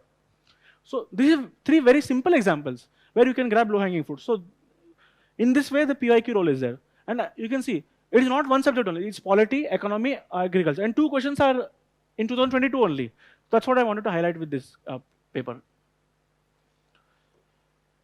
So this I have gone through.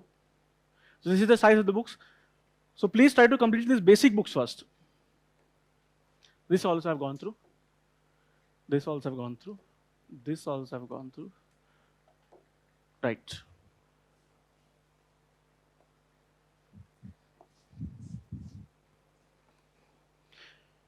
So now I'll just give very fastly in 15-20 minutes some unique insights I got about prelims exam, because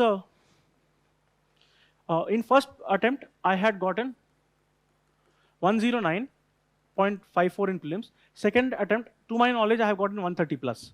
So this is a very good score for prelims, especially when the cutoff is, I think, 92.51 and 87.54. So this is almost 44 marks more than the cutoff. So I'll definitely give very quickly some fast insights about prelims exam. And all of this, most of this I have put on the channel only. So you don't need to worry that you are missing out some unique insight, because I've already put on the channel, you can refer it. So one of the unique things is that I think prelims is the toughest stage of this exam. Is a toughest stage of the exam, there is no doubt about it. And many people who clear prelims in one go, they never clear again. Many people who get IPS also, they do not clear prelims in the next attempt. So this is a very tough thing. So I always gave it the respect it deserved. So you have to respect this exam and prepare accordingly for it.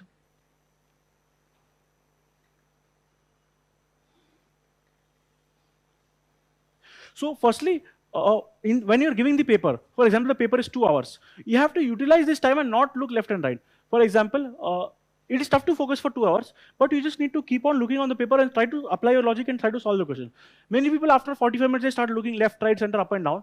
And that I think you should definitely not do, because you need to focus for entire 2 hours on the paper. This 2 hours will decide your entire 1 year of hard work, right? Whether you prepare well or not, what you have done or not. If you have done this 2 hours properly, then definitely your chance of getting selected for mains is very high. So please focus on these 2 hours. So, and one more thing is that if you are in a good mood and you are mentally sharp during those 2 hours, even if you have not done some preparation to the desired optimum level, you will get more, because the awareness, the openness of the mind, when you apply the logic, whether you are being irritated or not in those 2 hours, definitely these factors are very much there.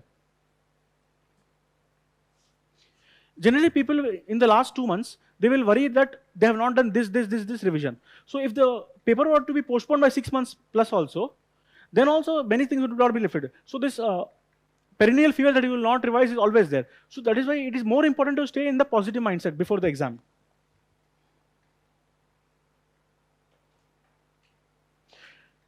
People should not take their mock test scores to heart. It is just for gaining knowledge, and broad, general level, you can get idea where you are. Very crudely you can get. Suppose you get 56 out of 200.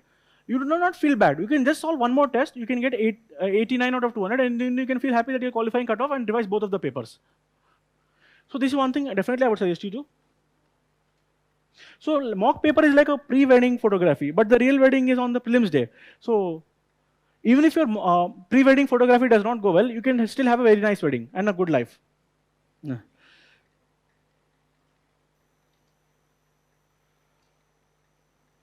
Paper is hard for everyone, but I don't think people realize it, that when they feel the paper is hard, for almost most of the people also paper is hard only. Especially the worst thing that can happen is 1, 2, 3 questions are on history, and that person has not studied history, so he is skipping. So that, I think that is a very bad thing for that person. But you must remember that it is there for everyone. In question number 76 to 80, all easy polity questions are there. So you must wait, have patience to do that. For example, in one of my attempts, I think in first attempt, in my first round, I had done only 19 questions. And first 7 questions, 1 to question number 7, in that order, I had not attempted, because they were either environment or they required some logical higher level thinking. So no need to feel worried. You can definitely, that is what the 2-3 rounds are for, right? If you do not get one question, you can come back again.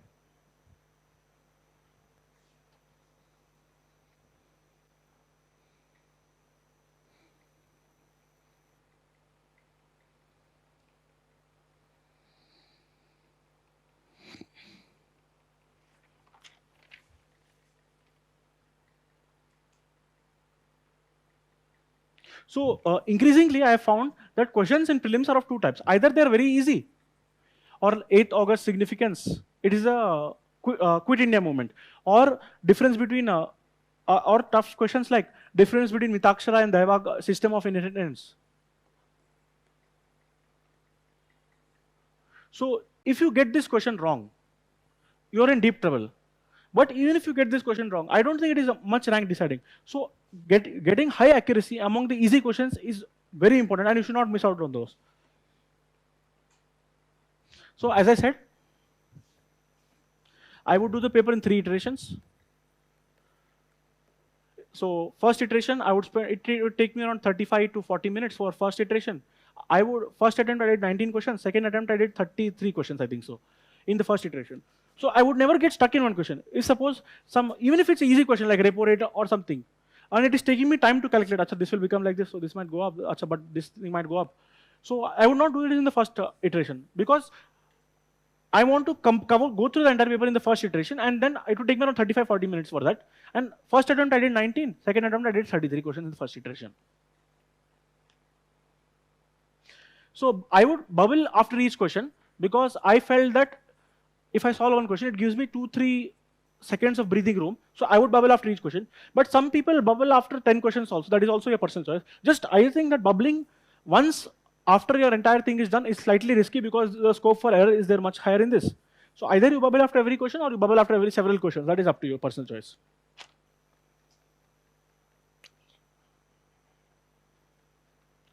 In the second iteration, it would take me around 40 minutes, and I would do very carefully. So here also 30 questions, I would do something like that. And fourth iteration also, it would again take me 30 minutes.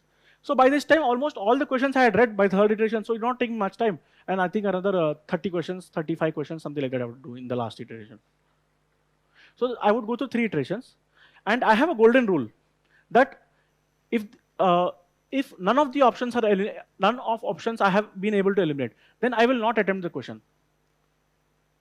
If I have been able to eliminate 2 options, then whatever the question is, definitely I'll 100% eliminate attempt the question, because it's a good probability. Now, when I have eliminated one option, if A, B, C, D are there, I have eliminated one option,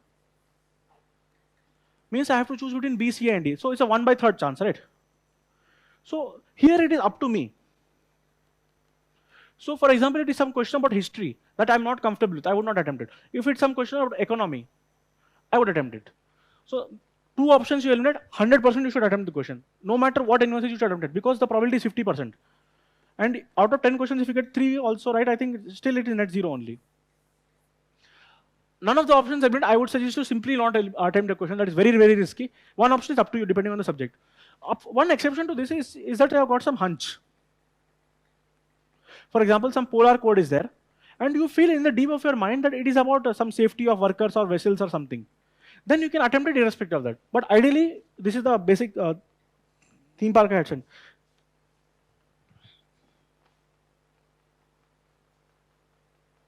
For example, I think one question was in 2021. There was one question about Royal Indian Navy, that Shah Nawaz Khan, Gurbaksh Singh Dillon, and Prem Kumar Sehgal, what are these associated with it? Yeah. So I do not remember that what was there, but I remember that British in Red Fort, they had done one trial where they had kept one Hindu, one Muslim, and one Sikh to show that we are going to discriminate against you like this and to divide the people. So I just went through the names and I felt that one is Hindu, one is Muslim, and one is Sikh. So I think this might be associated with Royal Indian Navy, I thought. So this was a hunch that I had. So then I attempted the question and it proved out to be right. Something like this I'm saying.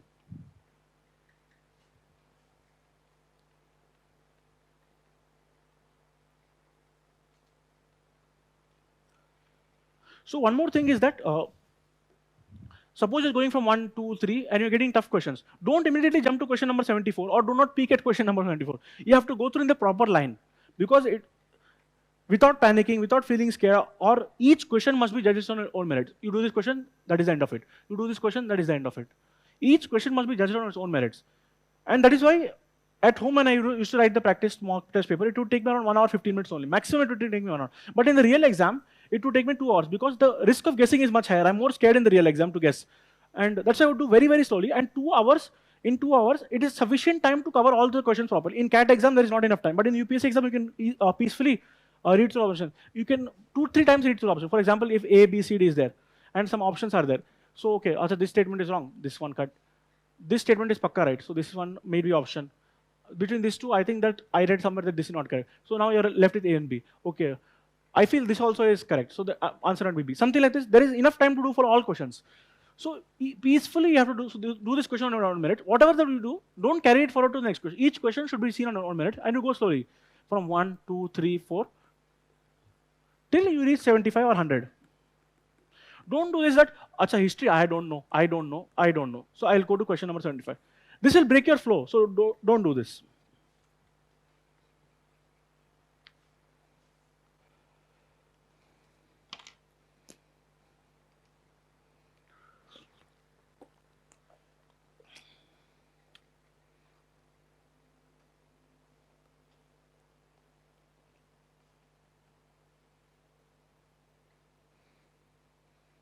And I told you that, so by 11:30, your paper 1 will end, and you have the next paper at 2:30. So many people will panic in this 3-hour period. So you must do the 2:30 to 4:30 is equally well. And I really found that this year paper 2, means 2021, I found it took me more effort than paper 1, because in CSAT you have to keep on solving 1, 2, 3, 4, read the passage mark, 1, 2, 3, 4. But here you can peacefully, there's not much pen movement. Thinking is more, okay, 1, no. It's much more peaceful, the paper. Here is much more hectic paper. So you have to be ready for the afternoon grill also.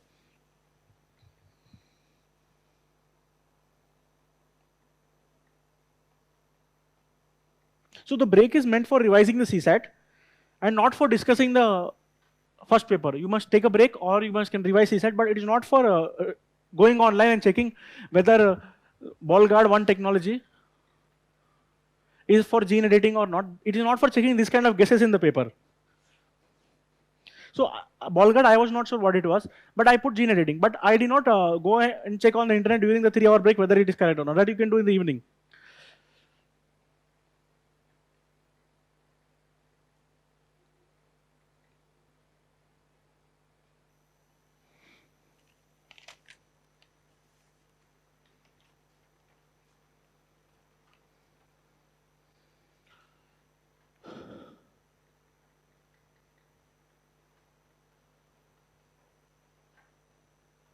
So one slight story I'll tell.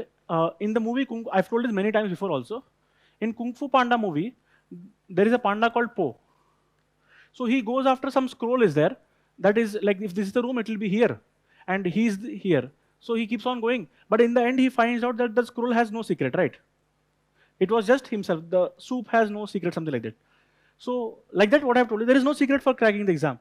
There is the basic book list. Then for prelims, some aspect changes. For main, some aspect changes.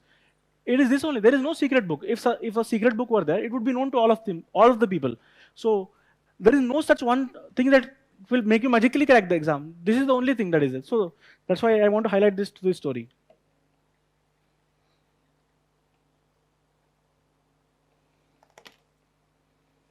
So just in UPSC terms, if you want to think of this story, so there is no secret book. There is no secret PDF. There is no summary sheet. There is no top 500 topic that will come for mains. For environment, as I said, only biology 4 chapters and few chapters other things are there. Otherwise, the entire preparation is scattered. You have to do rivers, national parks, wildlife sanctuaries. All other things you have to do on your own only. There is no one book I can refer for environment that will actually satisfy your needs.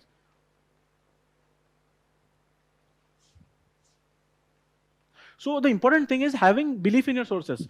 When you read from Spectrum, instead of worrying that in mains I might get advantage of 2 questions from Shekhar Bandyopadhyay, Placid to Partition, or the questioner's mindset might be that he's read Bipin Chandra of India's Struggle for Independence. Instead of doing Spectrum properly, we worry about these both things. So firstly, you should do Spectrum properly. I think many people don't do Spectrum properly also.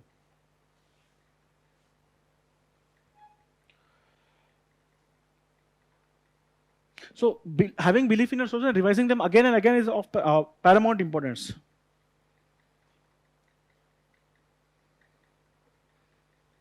So I think there is a famous so if you do this, so thoda padho, aage badho. You have to read everything little bit, and try to complete the syllabus and have belief in your sources, and then you can do a good job on that.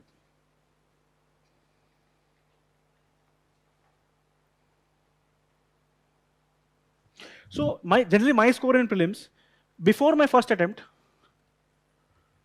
I would score around 85 to 95. Before my second attempt, so now 1 year I have studied more, right? So knowledge has increased definitely. So I would score around 95 to 105. These were either Vision or Abhyaas or some Forum IAS simulator or some Drishti IAS test series. Some famous test series, ideally this range my score value. Of course, then 1 more year I studied. So before my final result, before my 70th rank result, I would score around 105 to 115, something like this. So I wrote actually this year Abhyaas 2 and 3. I would get around 105 to 125. I think 2 tests I wrote, I got around this mark. But many times I used to get 54 also. One test I remember, somewhere here I had written before my second prelims. So I had got 54 out of 200. But immediately I wrote some Drishti or some other test, I got 110 out of 200. So both of them I revised together. Then I realized I'm not feeling so bad from the 54 score.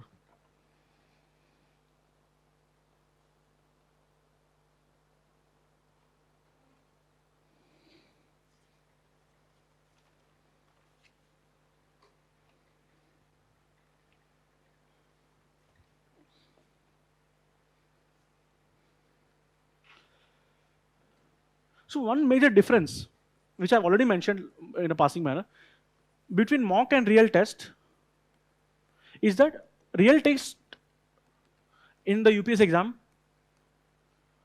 you take more time to solve the paper because you are more scared about the guess marking. This is one major difference I found in the.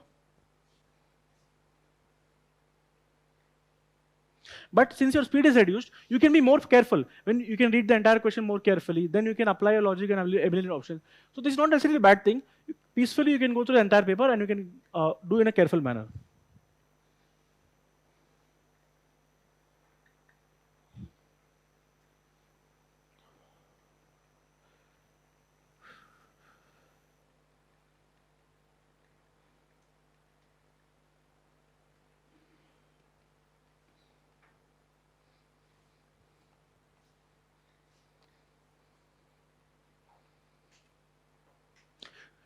One of the reasons why the 3 iteration formula is helpful is that some question is there on magnetic fields. I think this year some question was there on magnetic fields of Earth. If you see the question paper, there is one question here, one question here, and one question here. So if you at first glance you might think, oh my God, what is this asked? So you don't need to do this in first iteration. Either you do in second or third one, it's up to you. Because by the second time you look at it, you're more familiar with the question, and definitely that will help you in attempting the question better.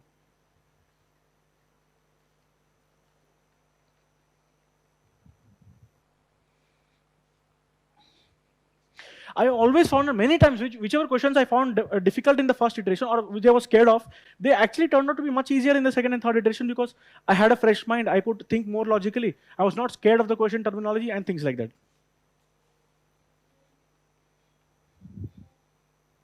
Also, generally what happens is in second iteration you do solve the question.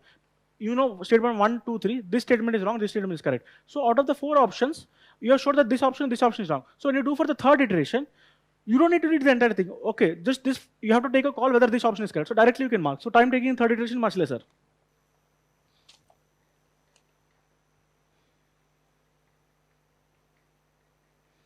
So in respect of prelims, some topics become, in the last few days, some topics become very important. So modern history is very important, especially, I'm giving you some examples, like what modern history can be. For example, 1939 to 47 period becomes important. All the acts that from the Chartered Act to the 1947 Independence Acts, they become important. The education policies, the press policies, the governors generals, the INC sessions. So all of this become very important before prelims, and you must do them before the prelims. Then nowadays they've stopped asking, but index. So for example, Global Financial Stability Report is published by IMF, right? So this kind of thing become important. Environment.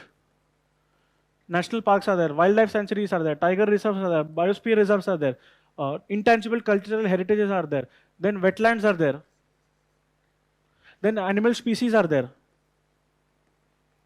then conventions are there. All this becomes important for the prelims exam. This is not there in the common book list. This you have to do especially apart from that common book list when you are focusing towards the prelims exam. And how can I forget, even rivers are there. This is very important.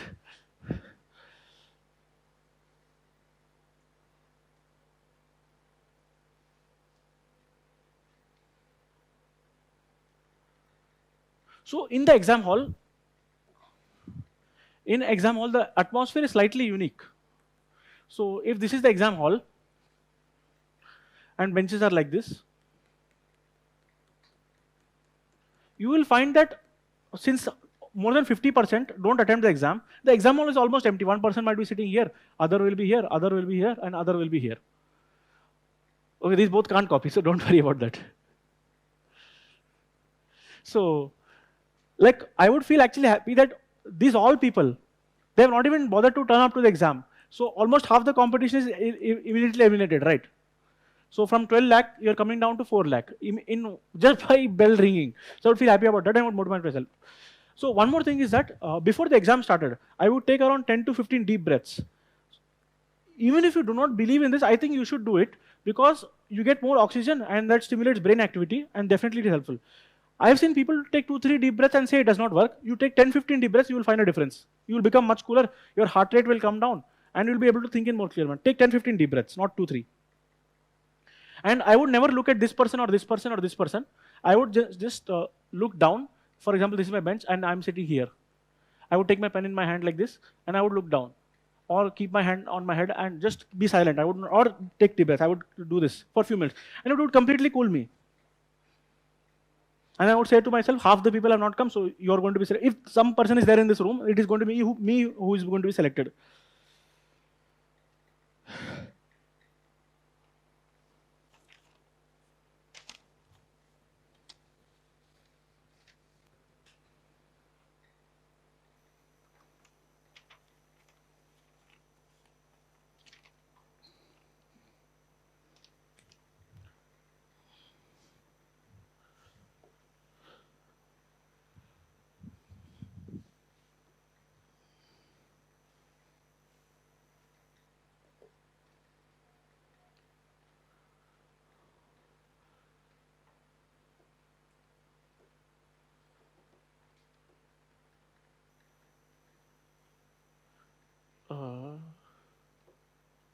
Yeah.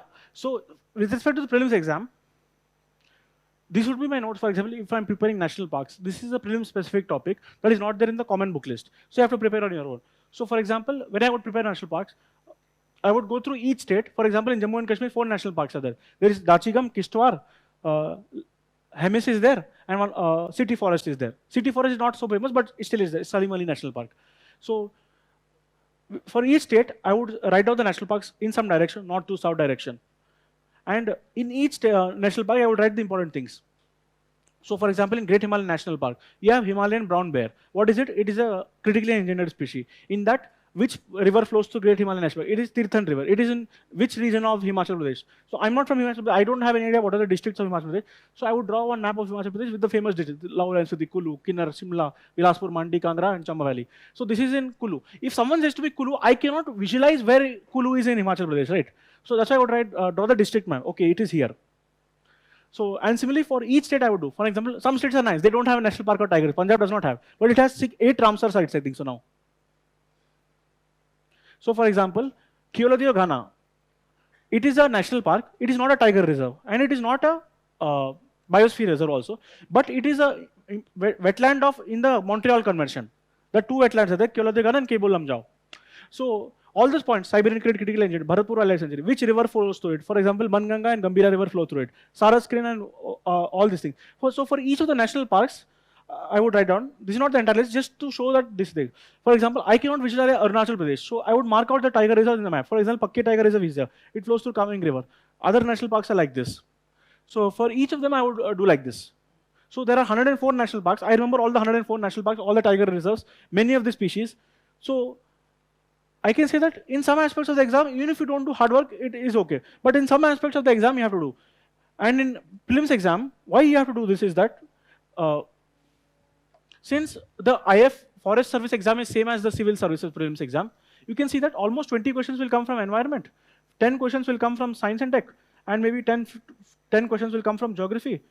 So almost from this non-core topics we can call, which is not history, polity, economy, IR, etc. schemes, almost 45 questions out of 100 are coming from these non-core areas, which is like science and technology, environment, agriculture, something like this.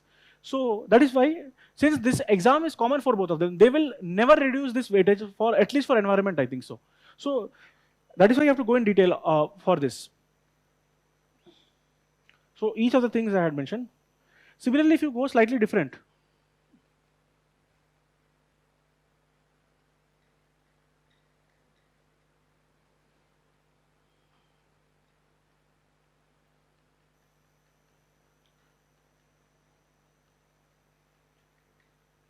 so if you see this, each of the tiger reserves, which is the maximum one, minimum one, each of them, which state has which one, which of the following is biosphere reserve, which is not a man and biosphere reserve program, biosphere reserve, which of the following is by national law it is being made.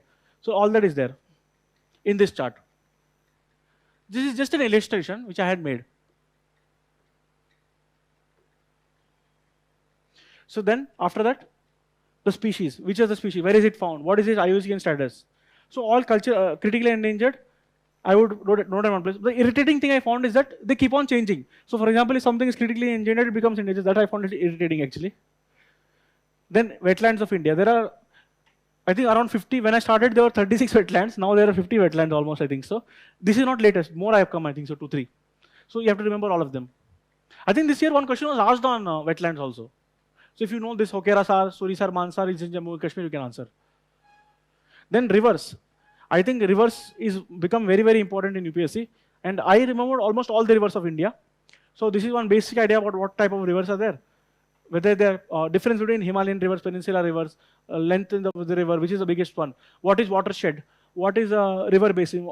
So what I mean is that if suppose some river is there, it is flowing like this. So from the reverse direction, this is the right bank tributary. This is the left bank tributary. A tributary of a tributary is also a tributary, something like that I mean. So you will get basic idea of that. So all that I had written down. Then one more thing about rivers is that you need to know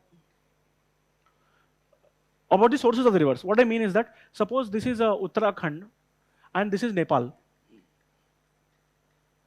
So there is a Kali river that is there. And what is the source of the river? There will be some a glacier that is called Milam Glacier and it is in Nepal. So similarly for other things, all the glaciers names I had written down. Then you have to go to each river system, which passes originate, all that is there. And for example, Indus River, this many rivers are there, Uj River or Punch River, or the major ones, Gilgit, Hamza, Shigar, Siachen, Galwan, all that, many places are there. So this one is there for Indus River. Then apart from this, minor rivers are there, west flowing minor rivers. For example, Kalinidhi, Sita, Shravati. For example, some question might come, which river flows through Jog Falls? Which river flows through Nagarhole Wildlife Sanctuary or National Park? So things like that also you must prepare. Then Ganga river also, it's very huge. Then Northeast, I think this was the map for Northeast and it is very, very detailed. Many, Barak river is there, many are there. So the topography, which range, mountain range comes where, also that is important. And this is simply, in geography, diagrams are important. So this is the interior of the Earth diagram, which is very famous. Or this you can draw in mains also. If some question comes on physical geography, interior of the Earth, you can draw. And also, this is the ocean currents. So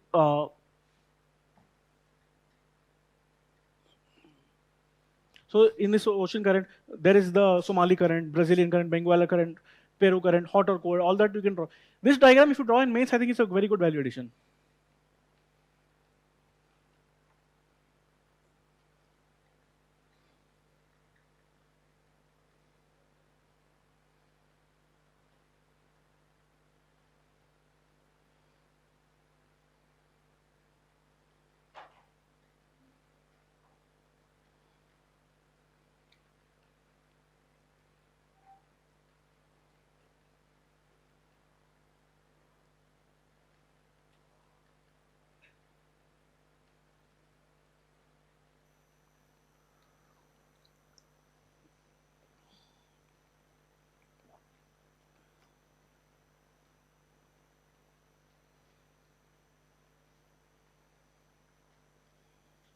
So similarly, when you come to geography,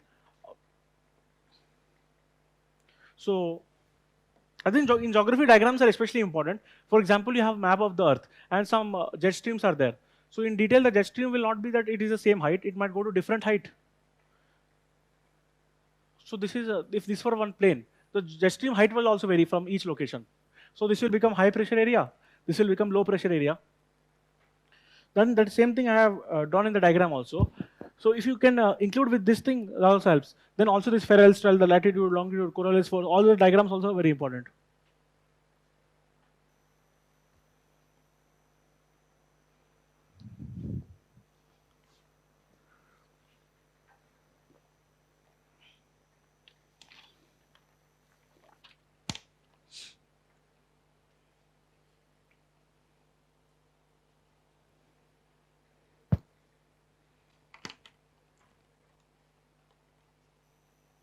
So now I'll just give you a brief idea about answer writing because I think it's very important. So in answer writing, this is for the general studies. Essay I'll cover separately. In answer writing,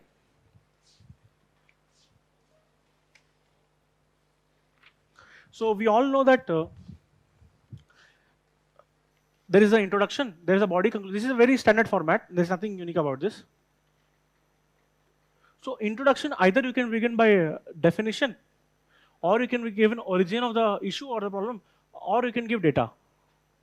I think that nowadays this is becoming little cliched. That if suppose Atlantic meridional overturning circulation is there, this concept maybe you define, you'll get good marks.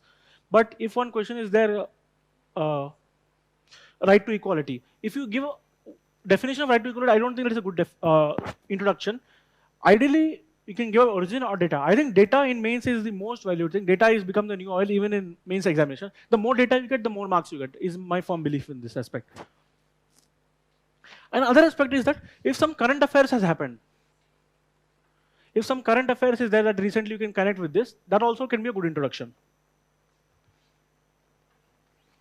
Always while preparing, you can remember that if you know something and you don't use in the examination, that is not very helpful actually. So whenever you are studying anything or you take some new book, always keep in mind whether you are actually using it in the examination. Suppose, for example, I remember so many things about any topic. If I'm not using that, the examiner does not know I have studied so hard for that. So if you're not using an examination, there is no use of knowing that content to some extent.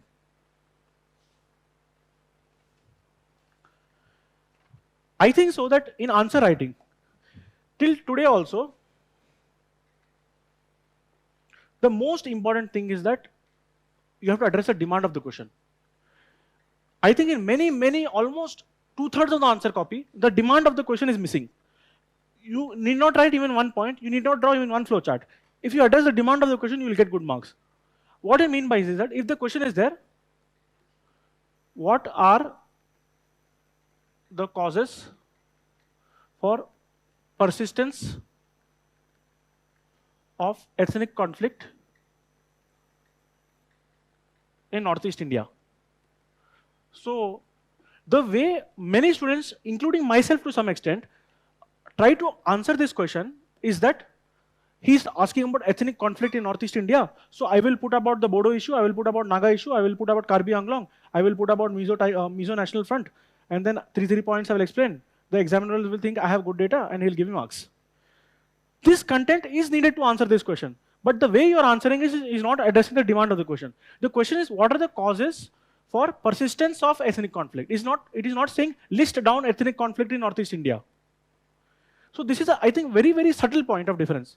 In other questions, some questions are very straightforward. There is no confusion there. If the question is asked, list what taxes were removed by GST. Here there is no ambiguity. You will list down that central sales tax, VAT, all that is removed by GST. You will just 1, 2, 3, 4. You will list down and write it down. So there is no ambiguity. But here, what are the causes for persistence of ethnic conflict? So it's a very tricky question. It's not asking list down the ethnic conflicts in Northeast. It is asking why are they still persisting? So one reason might be that dispute resolution mechanism is not very good. Interstate border disputes are there or something like that. Influx of outsiders is more. fear of losing culture. So these are the factors, and in that you can give example. Okay, here between Assam and Meghalaya recently some border dispute was, that is a good thing. Influx of outsiders. In Assam there is a lot of fear about this. That's why you have 5th and 6th schedule. So this data is needed for this answer to enrich it, but not in this way, like listing down like this. You need to list these factors and then do it. If this thing is missing, means you write some kind of answer like this, then you will get 3 out of 10 or 5 out of 15. Because many people don't write this also. This also requires some knowledge to write down, right? So you'll get, this is an average mark. So if you do the calculation, 10 questions of 10 marks each you have, 10 questions of 15 marks each you have. So if you just do this, if you write this kind of answers in the mains examination, then you will get 30 plus 50, right? So total score will be 80. And I think this is one of the major reasons why people are stuck in this bracket of 350. So in mains exam, you will find many people who are in the 350 range GS. Next attempt they will get 367. Next attempt they will get 348. Something like this. And it becomes very difficult to identify why you are getting this kind of marks. A person who is getting 400 in first attempt, ideally he can go to 430 next attempt, but because he will improve his content. For such people, content improvement is more important. But here, the demand of the question is being missed in all of the questions. So for example, generally what happens is time pressure is there, right? So we start writing the first thing that comes to our mind. So for example, you can say, a question on GDP methodology is there, of 2015. This is a very specific question. So if you know, you should answer it. If you don't know, you can leave it also. There is absolutely no issue. But if you do start doing things like GDP, what is if you can write definition of GDP, maybe 2-3 points. Out of 10 marker question, maybe you can write till here and you should leave it. But if you start bluffing, okay, this is like this is like this, and you write till here, you will get maybe 2 on 10, and this is leaving a very bad impression on your paper. And then you might get 75 out of 250 in GS3. Because the next question also is a bluffing guy. So that's what I said. The most important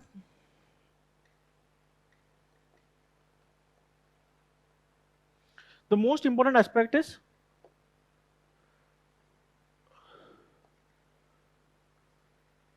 so addressing the demand of the question is the most important aspect. Whether you write in points or in paragraph, I have found that both of them give marks equally. People get good marks in writing points, people get good marks in writing paragraph. But the person who's getting good marks, he's addressing the demand of the question. And of course, if you put more data, you put more flowcharts, or you enrich your answer, that is definitely a value addition.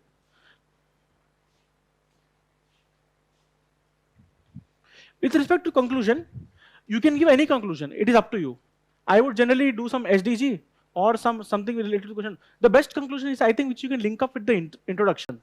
This is so if you start your essay with some story, Ram and Sita were like this, and in the conclusion, in the end, Ram and Sita were happy. So I think that is a good explanation. So ideally, try to conclude introduction also. Conclusion also, you should try to link up with the introduction. So for body, I think I have 2-3 general suggestions. If the demand of the question is good, then there is nothing to worry about. Even if you don't do this, there is not much issue. Body, ideally you can take subheadings from the question itself. What I mean is that some question is there, then some other second question is followed, then some other third question is followed. So sometimes they ask 3-4 questions in the name of one question. So you just highlight, okay, in this part he's addressing this, in this part he's asking this, in this part he's asking this, maybe in this part 2 things are there.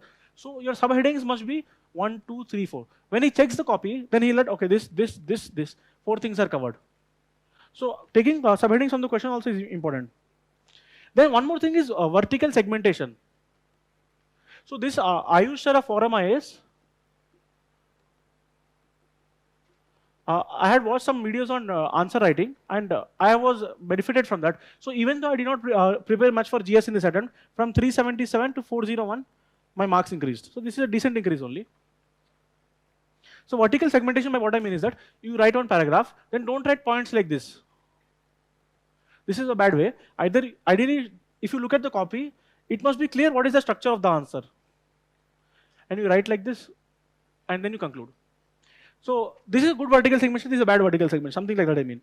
So when you look at the copy, you're able to find out, you're able to delineate what is the introduction, body, conclusion. Some people write introduction like this and then body like this. So you're not able to find out where is the conclusion ending, where is the body ending. So vertical segmentation is also very essential.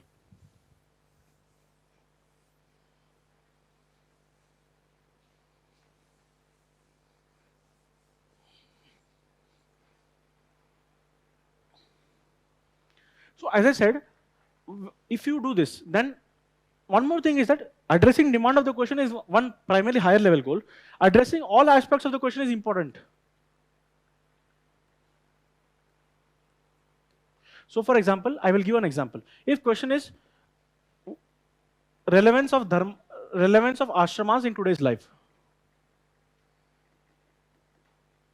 So here people will start writing about what are ashramas. There is brahmacharya, there is grihastha, vanaprastha, and sannyasa. In this. So firstly, the demand of the question is about the relevance. Means in today's life, are people entering brahmacharya? Are they following the ideals of brahmacharya? Are they being celibate? Or in grihastha, what is the thing? People are entering grihastha, but they are never leaving grihastha. They are always in the marriage, and nobody goes to forest or does sannyasa, right? So the question is about the relevance. But maybe out of 2 pages, in the initial 1/4 page, maybe you can talk about this thing. But the next heading should come relevance, and then you should talk this much page about relevance. So addressing the demand of the question, all subparts for the question also is equally important. So breaking the question into parts and addressing each part also is very good idea. Using breaking into parts and addressing separately is very good thing. Vertical segmentation is needed. Using the headings of the thing also is very essential. And more data you put, more marks you will get.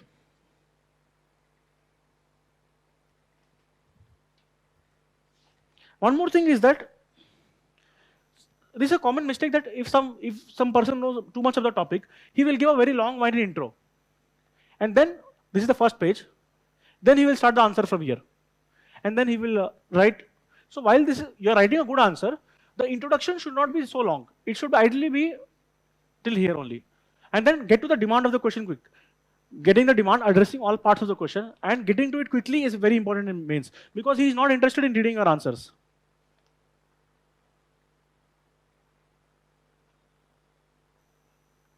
So you can draw diagrams. Diagrams, definitely they are a good thing only. But if you want to score marks, then definitely you should draw a box around them, write figure, explain the figure, and label it. This is a good thing. For example, if you're talking about Sangam period, you can draw India map and show the 3 kingdoms of Sangam like this. And then you can write figure 1, Sangam kingdoms. This is a good idea. Apart from that, if you have the feasibility to use multiple colored pens, I mean only black or red, then definitely black or blue. Then you can use it. For example, I think I used it in my second attempt that all the paragraphs I would write in black color and all the points I would write in blue color. This is not at all essential. I just did it to make the paper look little more better. Otherwise, if everything is in blue, I found that my vertical segmentation is missing a lot. So I use 2 pens.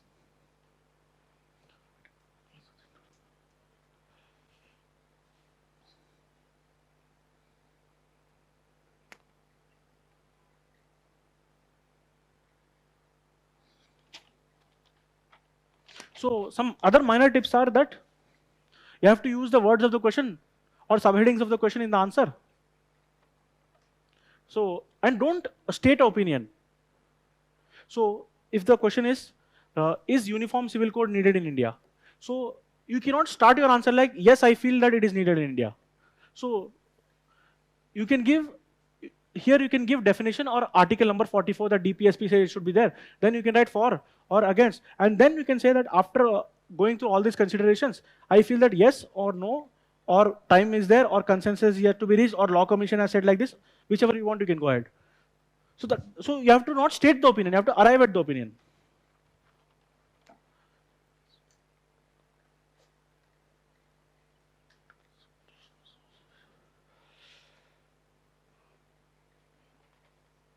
One more thing is that, so let us say you're talking about ethical dilemma.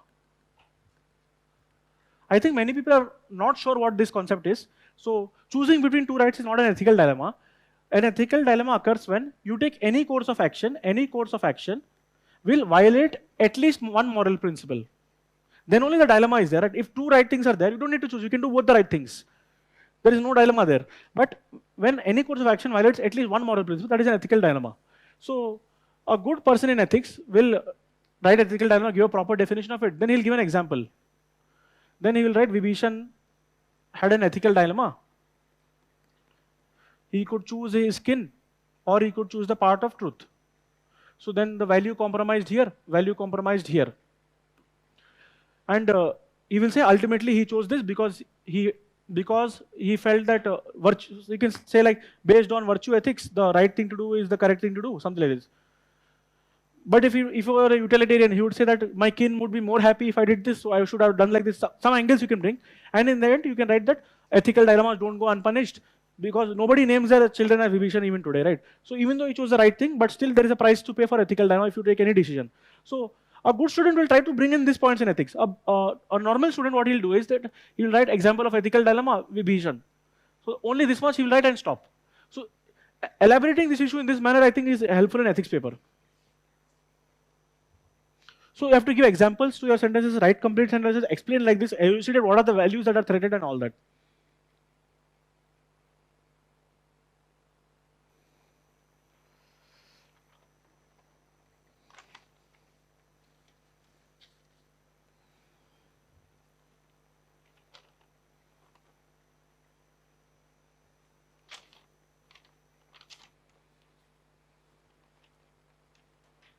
So few more examples I'll just give. So I'll just read out one question from one test. Blurred lines between civilian and military use of technologies has created invisible enemies. Blurred lines between civilian and military use of technology has created invisible enemies and new set of internal security challenges. Discuss in light of drones, cyber, and biotechnology. So what he's saying is that something like some technology is there. It can be used for military purposes and civilian purposes also. So even though the question is, the word is not used in the question, the word for such goods is, do you use goods? Do you use technologies, right? That can be used for example, drone is there. It can be used for warfare, and it can be also used for Swiggy delivery, something like that. So this technology requires some restraint while you are using it. So there is one agreement that is called Wassenaar Agreement of 2018, and India is a member of it, to the best of my knowledge. So when question was asked such like this, you can write dual use technologies are those technologies that have both civil and military uses. Their export, sale, and production is regulated by Wassenaar Agreement, which India signed in 2018. So I think this is a very brilliant introduction to start like this. If you can do this for questions, definitely you can add half mark to your answer. Suppose, for example, in this question, 15 markers were there. If I wrote an average answer, I would get 5. But since if I wrote some introduction like this, then here I can add half marks. If I gave some beautiful data or flowchart, here I can have half marks. Or some conclusion was truly brilliant, I can have half mark. So instead of 5, my score has jumped to 6.5 out of 15. And that is how people are getting.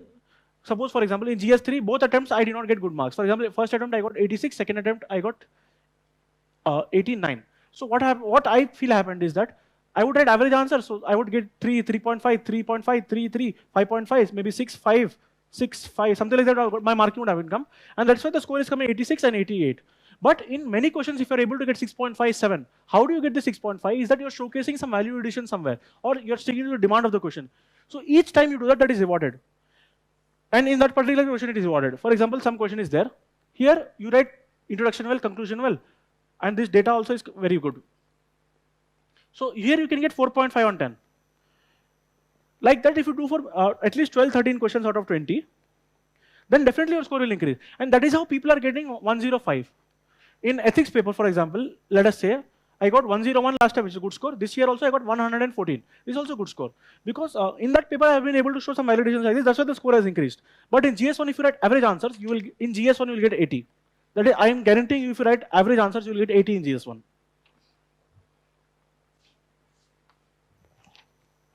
Similarly,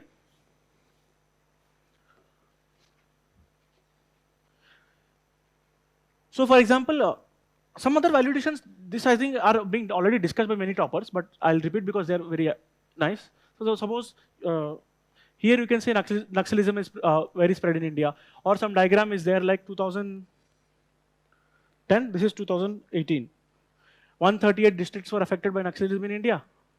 And that number went to 69. So like this, diagrams, definitely they are very useful. Then after this, you can write causes of Naxalism.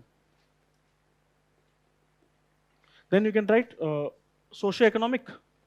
You can write like this, or ideological, or some other things. Then solutions also. Solution first, there must be a military solution definitely, or some security solution. But if that solution is not replaced by a development solution, then also the problem of left-wing extremism persists. So this is stage 1 and stage 2. Something like this you can mention.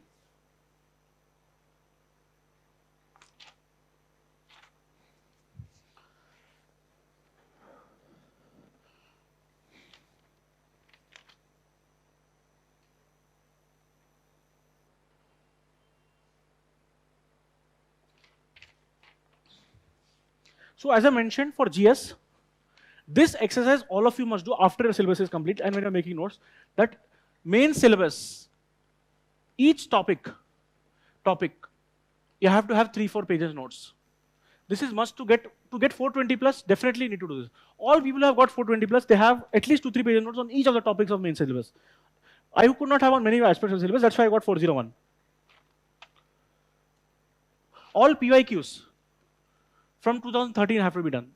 This is simple, straightforward exercise. It takes time, it's not easy. Just telling you to do this is very easy, doing it is very tough.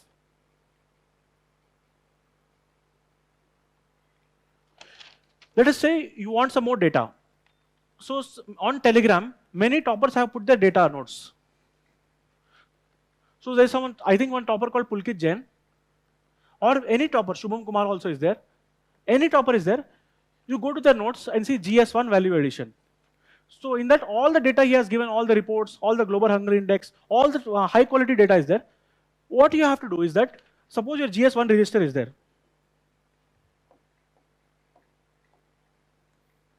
This is your GS1 register. In women issues, for example, let us take the topic only. For example, Shubham Kumar has given 5-6 points, that MMR is like this, or something else is like this. You come here and you add the data here. You do this for a few topics repeatedly, definitely your GS1 notes will become value added. That is how to use these topper data notes.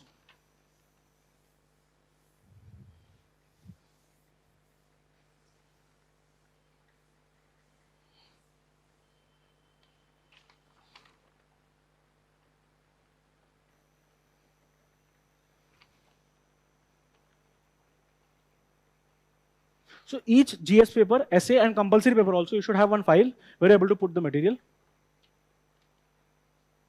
So getting 5 out of 15 is very easy, average marks in GS. But for each half mark, the battle is there, and each half mark multiplied by 20 will become 40 marks difference in GS. So for example, if someone got 454 in GS and I got 401 in GS, the difference between me and him is that wherever I got 5, she has got either 6 or 6.5.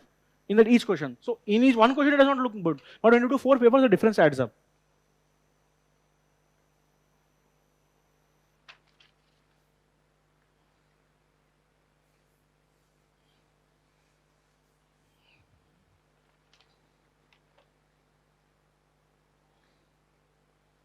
So in GS, my pen I had used was that Pilot V7.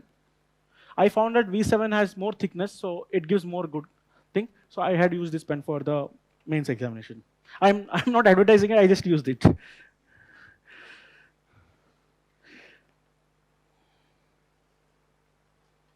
Apart from my channel and many other topper channels, there's one Telegram channel called Interview Transcripts.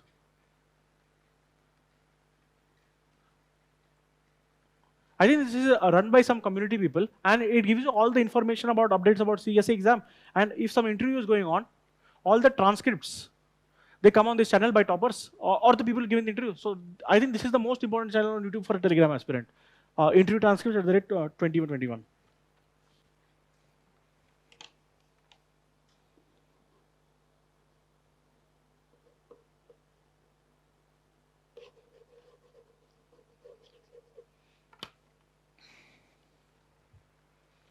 In some papers like GS2, how to get more marks is that you have to remember all major constitutional articles. this is very important. For example, 1 to 51, any aspirant of UPSC must by heart remember. Because not only in prelims they ask where is this found, but in mains also you can quote.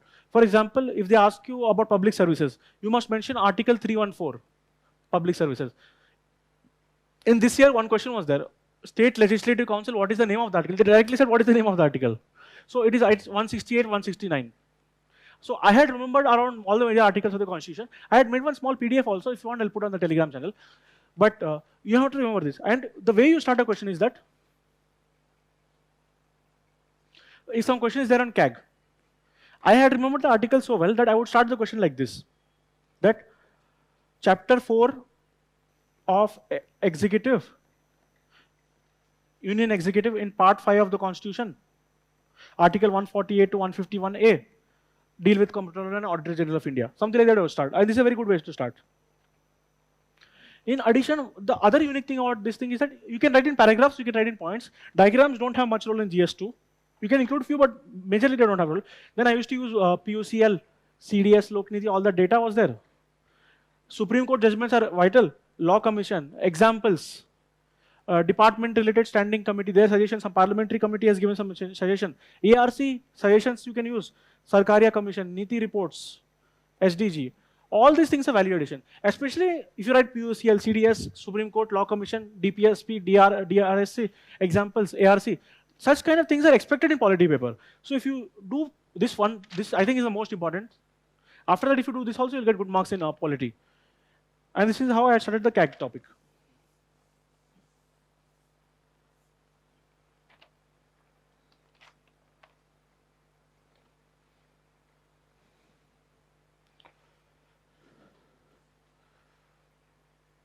So I'll just tell one funny story now.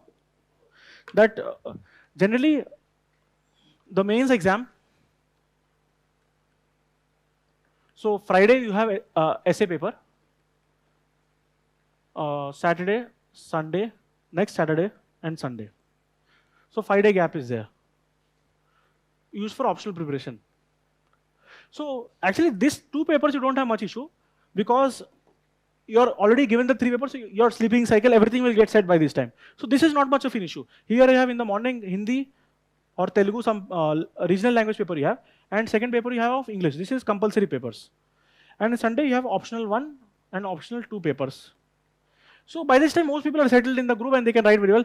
You have practiced 4 tests. Many people don't even practice 4 tests before giving mains exam. So after writing 4 tests, they have come in the group for writing optional also. So these papers, generally there's not much issue.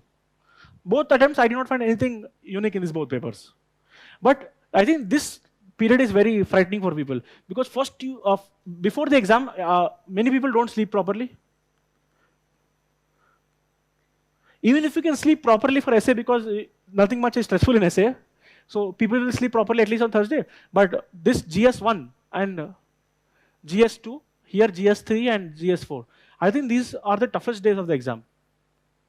Because you're very scared what they might ask, whether you will complete the paper in time. Because time management is very tricky. So I think in my first attempt, I had only slept 2.5 hours and 2.5 hours.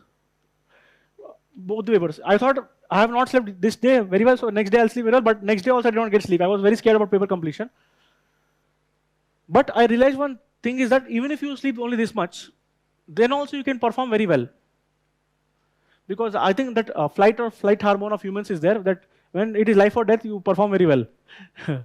And I would, before the paper, just 5 minutes before the paper, I would feel that I have to give my best performance in this 3 hours. Otherwise, nobody will care about all the hard work I have done for 1 year. Nobody cares. So that's why then the adrenaline will come and you do not feel sleep. After coming out of the exam hall, after this paper, I slept a lot, and I think so. By this time, the sleeping cycle is normalized. And I think one thing I'll tell about time management in paper, I had like same watch I used for the mains exam also, still I'm wearing it. So it will show you the time as 11, 23, 43. So this is the seconds. I think every aspirant who is writing mains should have the seconds clock also because it is very useful. So if a question is on 10 marks, I will give 7 minutes to it. If a question is on 15 marks, I will give 10 minutes to it. Now, if you do the total, it comes to 170 minutes. So the rest 10 minutes are what I call buffer. So let us say 9 AM the paper starts. So when should I complete the first 10 marker if I've chosen first 10 marker? By 9:07, right? By 9:07 a.m. So how much buffer is still remaining? It is still 10 minutes because I've not used extra or lesser time. So after that, let us say I do the second 10 marker question. When should I complete this question? 9:14. And how much is the buffer remaining still? It's 10 minutes, right? So because I've not changed that. So let us say I do the third 10 marker question. I do it 9 a.m. But this time I take 1 minute less to do this question because I know the question beforehand. So let us say I completed 9:20. So instead of 7 minutes, I have taken 6 minutes for this question, right? Is that a good thing or bad thing? It's a good thing. So the buffer, what happens to the buffer? It increases to 11 minutes, right? So I would, instead of, so let us say the time is 9:37 now, after coming here. I'm taking up a 15 marker. Ideally, when should I complete this question? Because 15 marker takes 10 minutes, I should ideally complete the question as 9:47. Right? 9:37, I have 15 marker, which should take 10 minutes, so I should complete by 9:47. So I would just see how much question marks I'm attempting. So I would add 10 minutes to that, and I would keep a track of this buffer number. So if you see in more detail, let us say the time is 9, let us say the time is 10:45. And now I'm attempting a 15 marker. So ideally I should complete the question by 10:55, right? And let us say by this time the buffer, because I took more time in some previous questions, the buffer has come to 7 minutes. But this question I feel I can do a lot of value addition. I want to spend 2 of my buffer minutes on this. So then I will take 2 minutes extra and the question will end at 10:57 because 2 minutes extra I have utilized from my buffer. So this buffer time will come to 5 minutes. So I would do something like this, but I always notice that I could never same time. By the last question, almost my buffer would become 0. So this is what I meant. So the utility of this is that suppose some question is there 15 marker, where the entire game is that you have 10 extra minutes. Apart from the standard time for each question, you have 10 extra minutes. So suppose some 15 marker is there. I want to do well in this. So I will decide beforehand that I will give 2 minutes extra on this. So I will give more points like this in this question. Or suppose many times what would happen is that some questions are tricky, right? So this is a 15 marker. So let us say I have come here. I want to write more, but almost already 10 minutes are up. So now after 10 minutes are up, the standard time for the question is over. So I would start eating into my buffer, right? So I would decide that I would only spend 1 more minute on this question, and I would write something till here, conclude it, and wrap it up. So the buffer has become 9 minutes now because I choose 1 extra minute for this. So this is something like I would keep track of this, and all the papers, either it is optional, I did this, and I would keep track of how much buffer time is there, whether I want to invest. Some questions I found that, for example,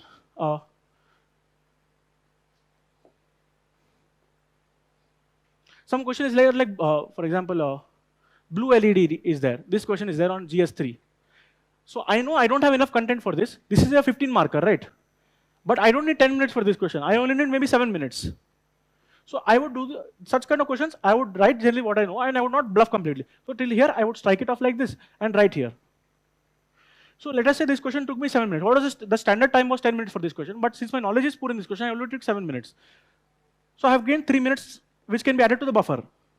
And this I can use in some other question, like linkage between external state actors and terrorism. So some question is there which I know more. I can put more detailed points here. Something like that, I would manage my time. All the GS papers, all things, I would do this.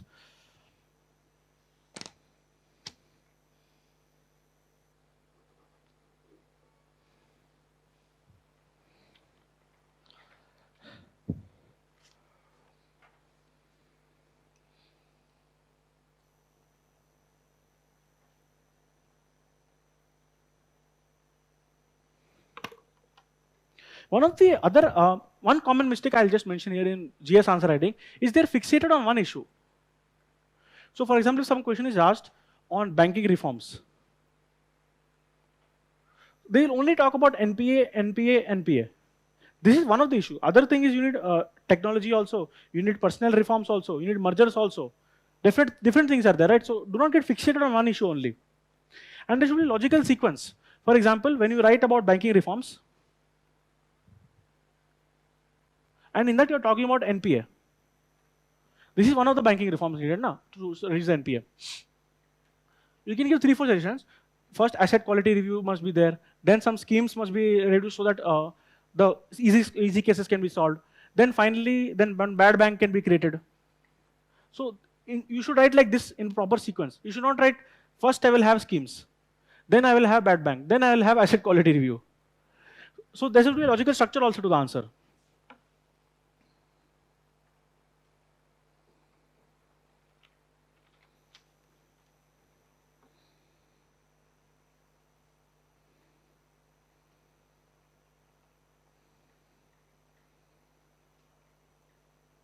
So in paper 2, as I said, you must mention your source, like you have taken from some law commission report or parliamentary standing committee.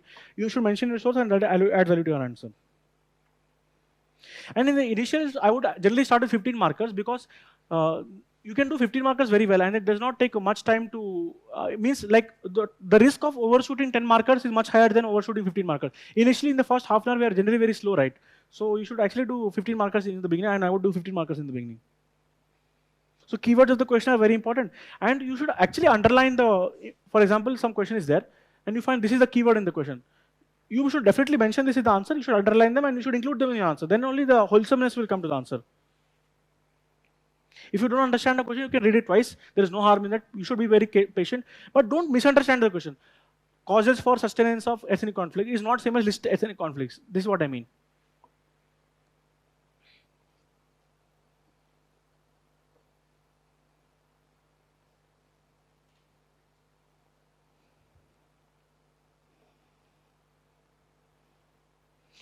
So actually one slight thing which I forgot to mention is that suppose some 7 minutes are there for 10 marker, right? As I mentioned before. So technically in theory you do not have 7 minutes. You only have 6 minutes 30 seconds to write your answer.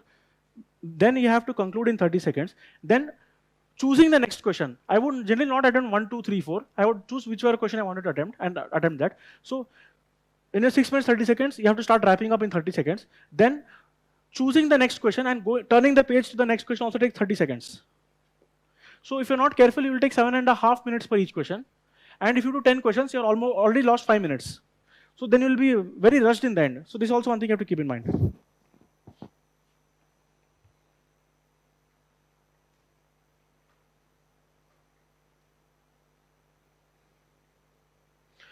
Especially with respect to 2 things I'll tell. In essay paper, that there are 2 essays, right? One most dangerous mistake you can do is you can spend 1 hour 15 minutes on this and 1 hour 10 minutes on this. I think this is the worst thing to do. You need to spend equal time, ideally not more than 135 and 125, because your speed might be a little more. And try to choose different topics. For example, if first one is on technology, second one can be on women issues. But don't choose tech and tech here also, because you'll be burnt out of ideas. So that's why you have to giving equal time to both essays is of vital importance.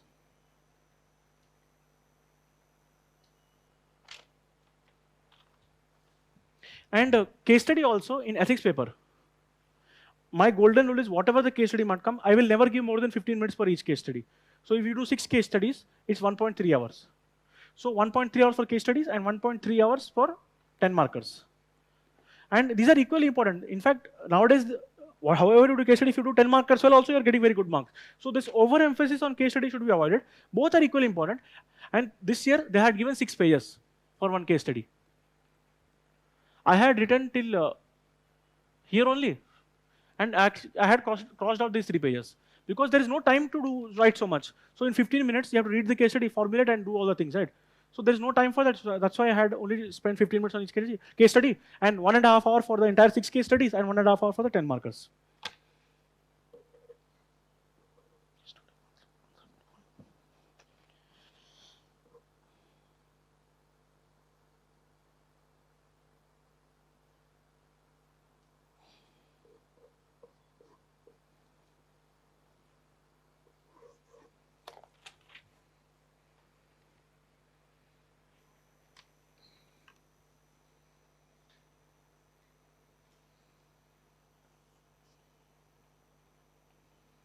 So I'll just talk very briefly about essay preparation. Maybe in 2-3 minutes I'll talk. In essay preparation, I think already focus on philosophical topics. If you're starting preparation, I would say start focusing on philosophical topics. Even if you don't prepare for generalistic topics, you can manage with your general knowledge. So philosophical topics you prepare. Make some 30 famous topics and prepare content on them. This is all already told by previous topper. And make one register where you add value-added content. What I mean is that, so for example, so I think in 2020 essay or something like that, I would actually start my essays with a poem. So this is one very fancy looking poem from some English author. I don't know who is he. But since the person taking essay is English literature person, so I thought I should try to bring some flair of that at least. So this is some very complex sounding old English type poem which I used. And it was by Nelson Mandela because it's a famous poem only. Then there is another famous called Road Not Taken. So the author talks about two roads and one diverged and he did not take that. But that decision that he took at the fourth point has completely changed his life. So you can use this example in many ways. Then I would link it like that. In our national development also we have two ways. We can go for inclusive development or very fast development, something like that. So this is my essay value addition content you can say. So all these poems and all I used to collect, I would write that. Also, you can have various examples. Also, unique points. What I mean by unique points is that you can bring in some insights like Yuval Noah Harari, what he has said, or some Why Nations Fail by Jamie Robinson. Actually, my personality is that I don't read this kind of stuff generally, but in essay it looks good and this is what is expected. So sometimes you can mention one or two points like this and also write this. So for example, I think one unique point he has said, for example, Sapiens is a book and Yuval Noah Harari has said that humans like French fries. And if you ask why people like French fries, they might say the taste is good, we can use it with sauce, we can mix it with anything. But he says one of the reasons is that Homo sapiens, they would be generally starved of calories, right? If you eat 1 kg of cauliflower, you might get 250 calories. But you eat 200 grams of French fries, you get 450 calories, right? So whenever humans would find such fruits or something, they would immediately start eating it because you don't know where you might find food next. So that's why he said that French fries, that sugar, all these sugary fruits, humans like it because of natural evolution. Such unique points if you can bring and write in the essay, also it is helpful.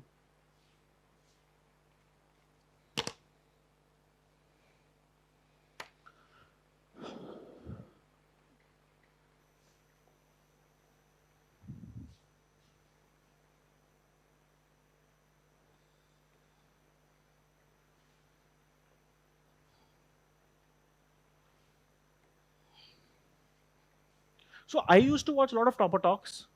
So it is not necessary that everything of this talk you digest today only. You just see this.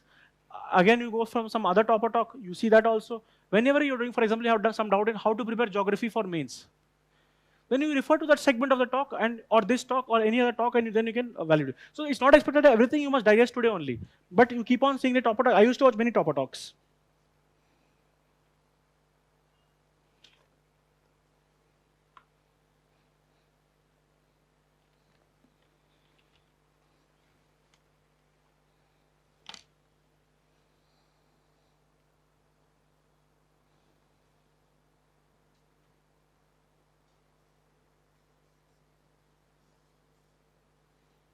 So I think even essay I have covered now. So when to start answer writing? Should I start answer writing from day one? From day one, should I start my answer writing? I think the answer is no. For example, if a question is, do you think the Nehru report was right? So if you go to Spectrum, you will find that there are 11 or 12 provisions of Nehru report. If you do not know the provisions, what are the need for the provisions, then you cannot comment whether it is right or wrong. So doing day one answer writing is definitely not at all needed. In fact, I wrote my first GS answer, optional few answers I did before. First GS answer I wrote in October 2020. That means after I qualified prelims, then only I wrote my first GS answer. And many people do that, there is no need to worry. In fact, many people study ethics after prelims only. And that is also fine. I had also studied ethics only after prelims, but I got good marks in both attempts. So day one answer writing is not required. But it does not mean you have to wait till here also to write answer. Suppose, for example, disaster management is completed. This segment is completed, and your geography is completed. Then on this aspect, you can attempt PYQs or something. And then you can write answers and get it evaluated. After one segment is completed, you can do answer writing of that particular segment. There is no issue with that. But the only issue is that if you don't complete the syllabus, you will not be able to interlink history concepts in polity, polity concepts in economy. That interlink becomes tough, but generally you can do PYQs. If you have enough content for PYQs, you can attempt PYQs.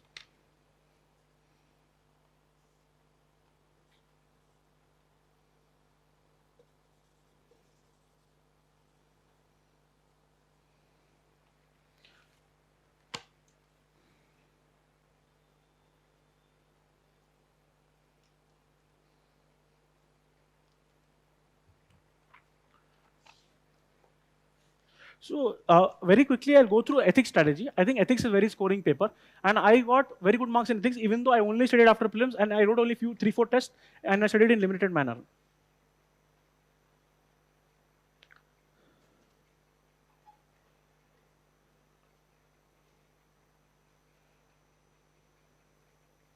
So first attempt, I got 101 out of 250. This is a very good score, and this year also it's a very good score, 114.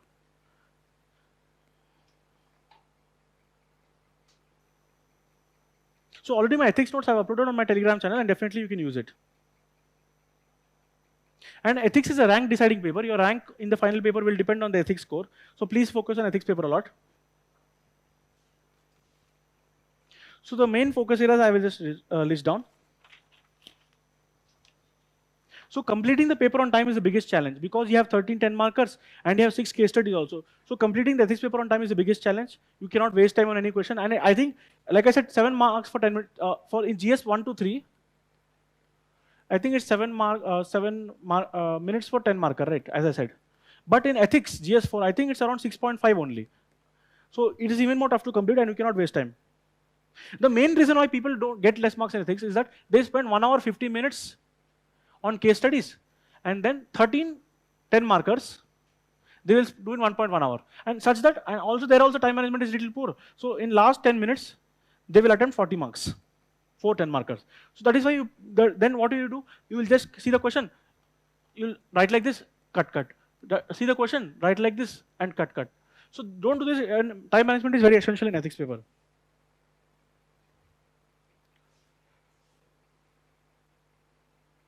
So don't lose sight of the 10 markers by overemphasizing the case studies. Case studies sometimes are novel, sometimes are easy, but definitely don't lose sight of the 10 markers. 50-50 distribution is the best. In ethics, definitely you should have 5-6 pages notes of flowcharts. So for example, ethics and morals. Morals only become ethics, and ethics only become morals, and then they spread to the wider, this one flowchart. Or you can have branches of ethics like this. In this branch, it's like this. Or you can have Venn diagrams. This is ethics, this is religion, and this is the intersection of them. Or this is ethics and morality. All ethics are not morals, and all morals are not ethics, but some ethics are morals. Like this. So these diagrams, if you have at least 5-6 pages you have, so maybe you have 20 diagrams. In the 10 markers, definitely try to put all these 20 diagrams. This time, for example, if integrity question comes, I will write definition of integrity. I will give 1, 2, 3 examples of integrity. Then I will draw one immediately big flowchart of integrity very nicely. So a person who is very time constrained, in that 6.5 minutes, if you do not remember this by heart, these flowcharts, you will not be able to put them in the 6.5 minutes by your own intellect. So it is important to remember the flowchart so that immediately you can enter that. And that is why I think I got 114 this time, more increase than last year.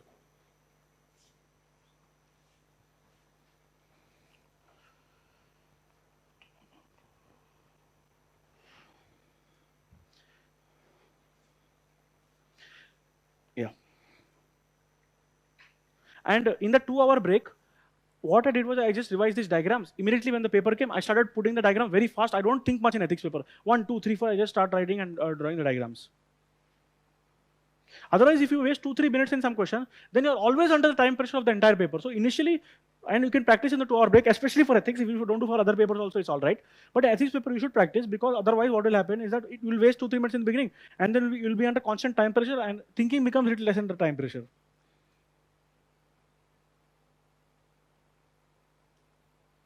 Also, apart from these flowcharts, in 7 pages, I would write generally the entire syllabus of ethics, all the short things I would write in 7 pages. So for example, here I would write branches of ethics. Then 1, 2, 3, 4. Then attitude. Then 1, 2, 3, 4, some diagram, what is attitude, all that. Then aptitude. Then foundational values for civil services. Then emotional intelligence. Who gave the concept? Daniel Goleman. And then 8, RTI. So in 8 pages, I would revise them in the 2-hour break, and it's also helped me a lot.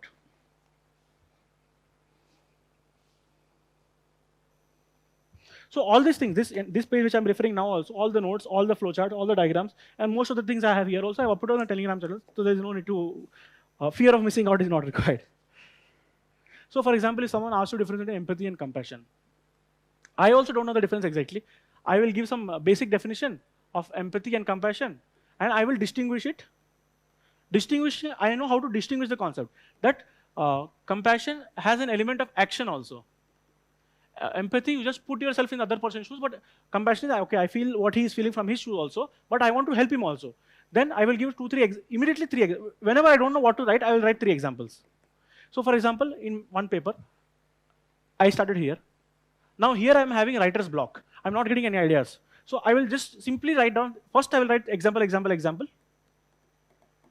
This will eat up the space, and conclusion anyways you can frame. So that's what I would do.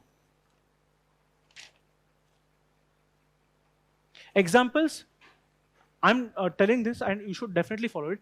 Any question, you should have at least 3 to 5 examples. Any question. Whether the question asks for it or not, whether it is required or not, you must have 3 to 5 examples. For example, if some quote was asked, the best way to find yourself is to lose yourself in the service of others. I would write something, give 3 examples. And if I found that some other quote also is able to explain this quote well, I would write 1 quote also in explaining the quote. And then I would again give 2 examples at conclusion. So examples 3 to 5 in every question there must, otherwise you will not get marks in anything.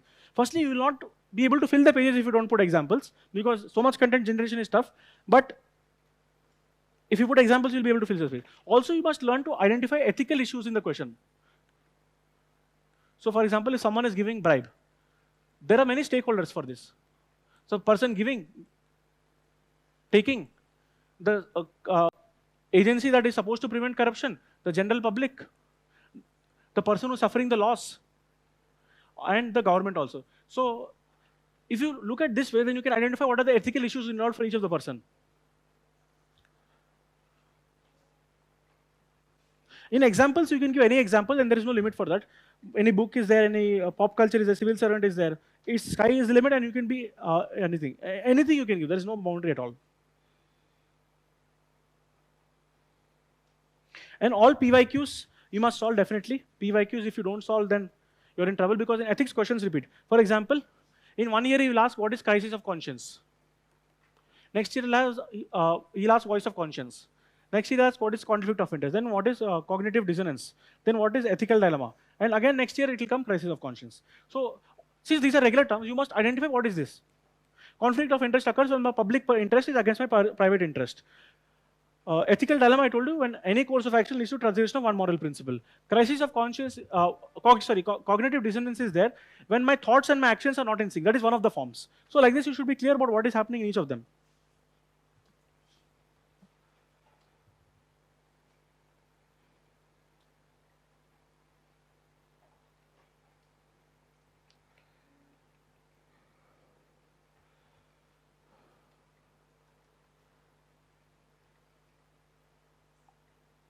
And don't need to do any bulky manuals in ethics. So for example, if you see, my topic 2 of ethics is called attitude. So only 3-page notes I had for topic 2. Because examples were there, flowcharts were there, definition was there, diagram was there, few value additions were there, all this were there, and my notes were only 3 pages long. So definitely, that much is more than enough.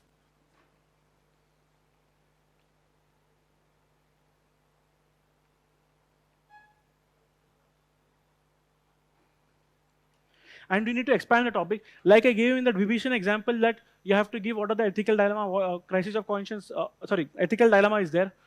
So you have to explain what is the stakeholder, means what is the value being compromised. For the kin, what is the value being compromised.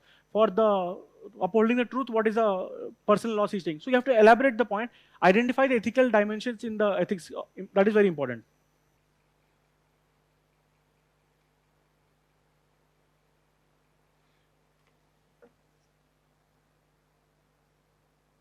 So PYQs, I've already mentioned, PYQs are very important. And it is very easy to say. To do one PYQ properly, I think it takes around 15 to 20 minutes to go through the PYQ, to frame the answer, to write the answer, to remember the answer, to get 2-3 validations. So at least 15-20 unique points you need, and that, sorry, 5-6 unique points you need, and that take 15 to 20 minutes.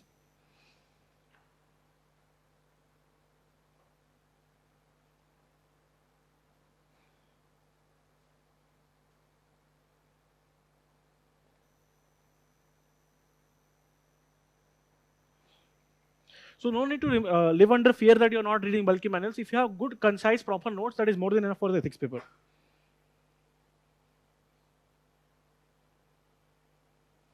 I had personally done all the questions for ethics from 2013 onwards, and that had helped me in getting good score.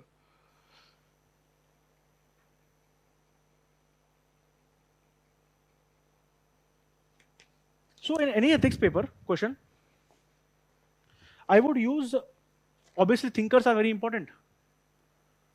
Definitely I would use them. And I would use some words like teleological, Kantian imperative, virtue-based ethics, normative ethics. So according to the principles of teleological ethics, I feel that this must be done. Or you can use even ethical concepts. So I will use the skill of persuasion to get him to do my side.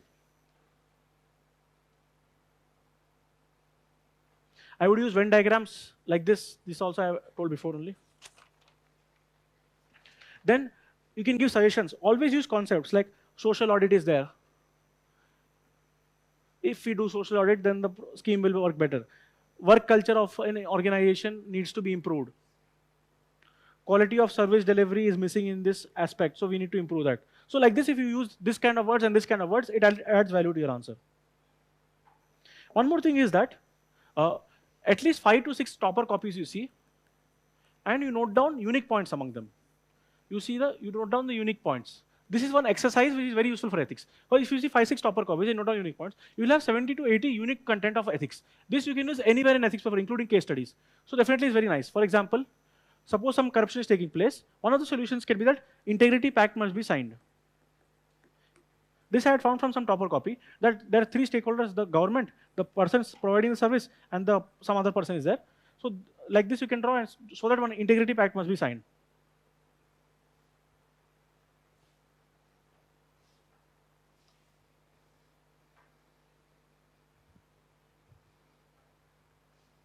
So good topper copies I have found are of Visakha Yadav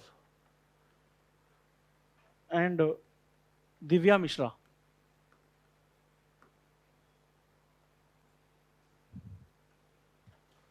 So also online videos, Vikas Divikriti has some videos, free videos on ethics, that also I have referred. Then School of Life, especially for the thinkers, is one YouTube channel. It's a YouTube channel. So for example, if you want to know what Hobbes has said about in his book Leviathan,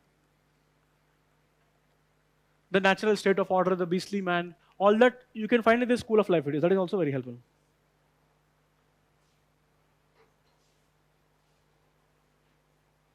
So in case studies, nowadays what is becoming most important is, so some case study is there. You have to identify the ethical issues involved. This, I think, you should practice beforehand, how to identify the ethical issues from any event. This is directly being asked as the only question. They'll give one case study and tell you find out the ethical issues in the case study. This is sometimes being the only question that is asked. Also, one problem is that case study 1, 2, 3, 4, 5, 6. Here you will write stakeholders, you will write stakeholders, stakeholders, stakeholders, stakeholders. Don't do this, it becomes very monotonous. Always try to bring some innovation in some of the case studies. Ideally, all case studies should follow in different format, so that it becomes variety for the examiner. Otherwise, if you write stakeholders in all case studies, it is bad. In 1 or 2 case studies, you can write, but not all. You can start with the quote, DPSP data. You can make the case study your own. Apart from whatever is listed in the case study, you can bring outside knowledge. For example, tribal rights are being affected. So Forest Rights Act data you can bring. If food adulteration is happening, then you can bring FASAI Act. If some other issues, you can bring outside knowledge and also use in the case study.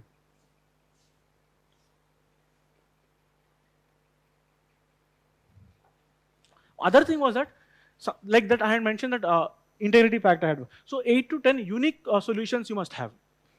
And write 1 or 2 in each case study. Then it will add like unique solution you're providing, and that is it. And my ethics notes are already on the channel, so definitely all this you can refer there.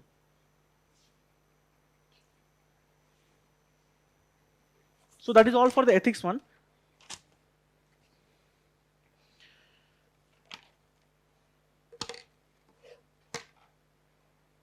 So finally, I'll just talk about interview, and I'll just take 2-3 minutes about interview.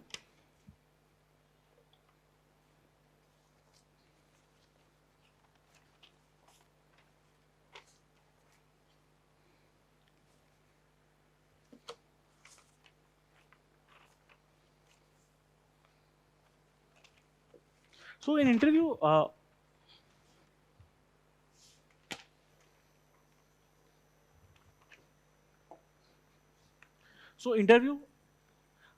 my scores were good, but they could have been better also, I feel. So 187 in first attempt, 173. So this year marking has been low, that's why scores of all have decreased.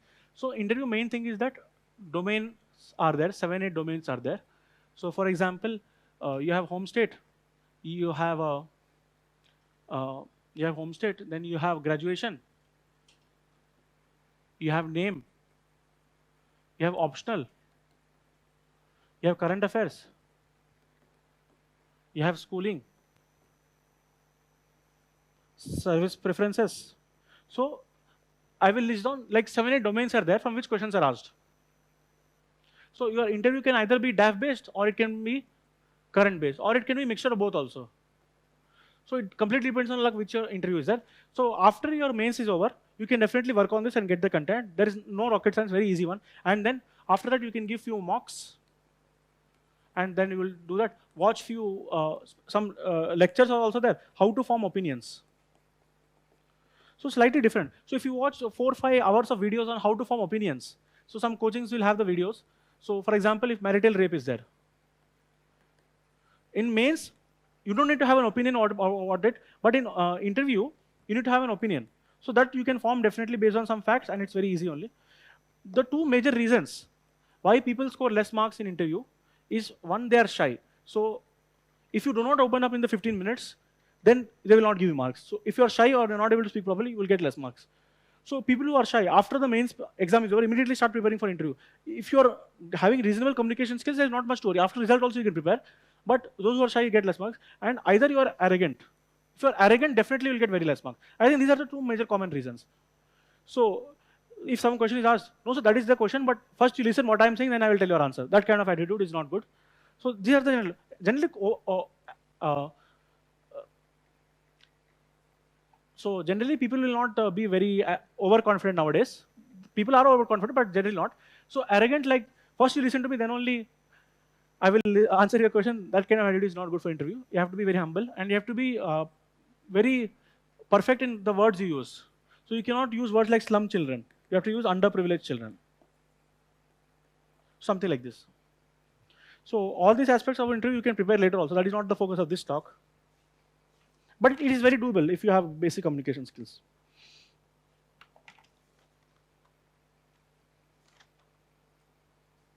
So finally, like, I think we are very close to the end of this talk.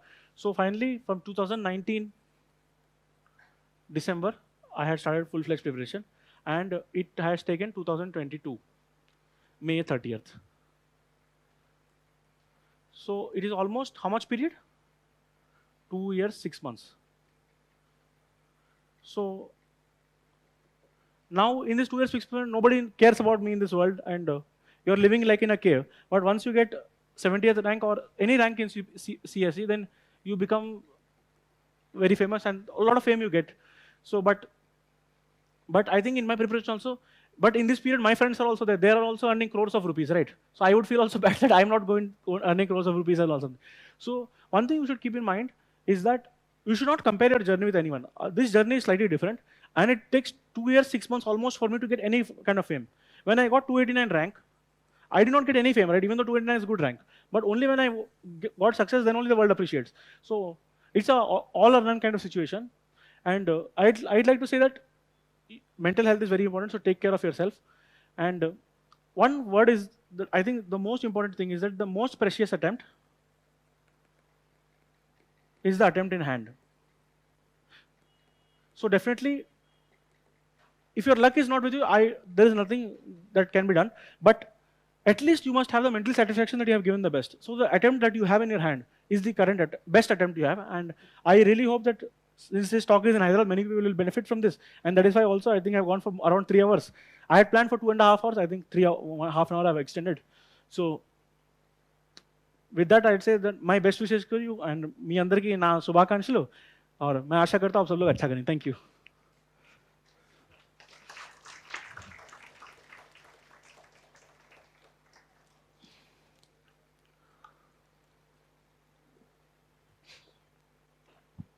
So if any of you have any questions, definitely you can ask.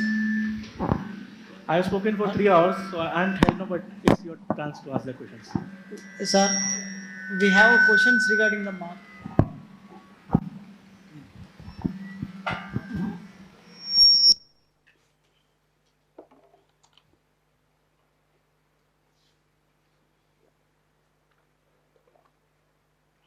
Yeah.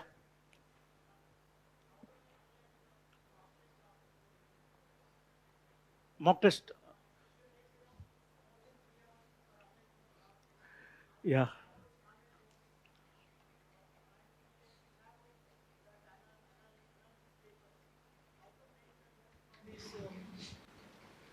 I got it. Yeah. So like suppose he's saying that first I do mock.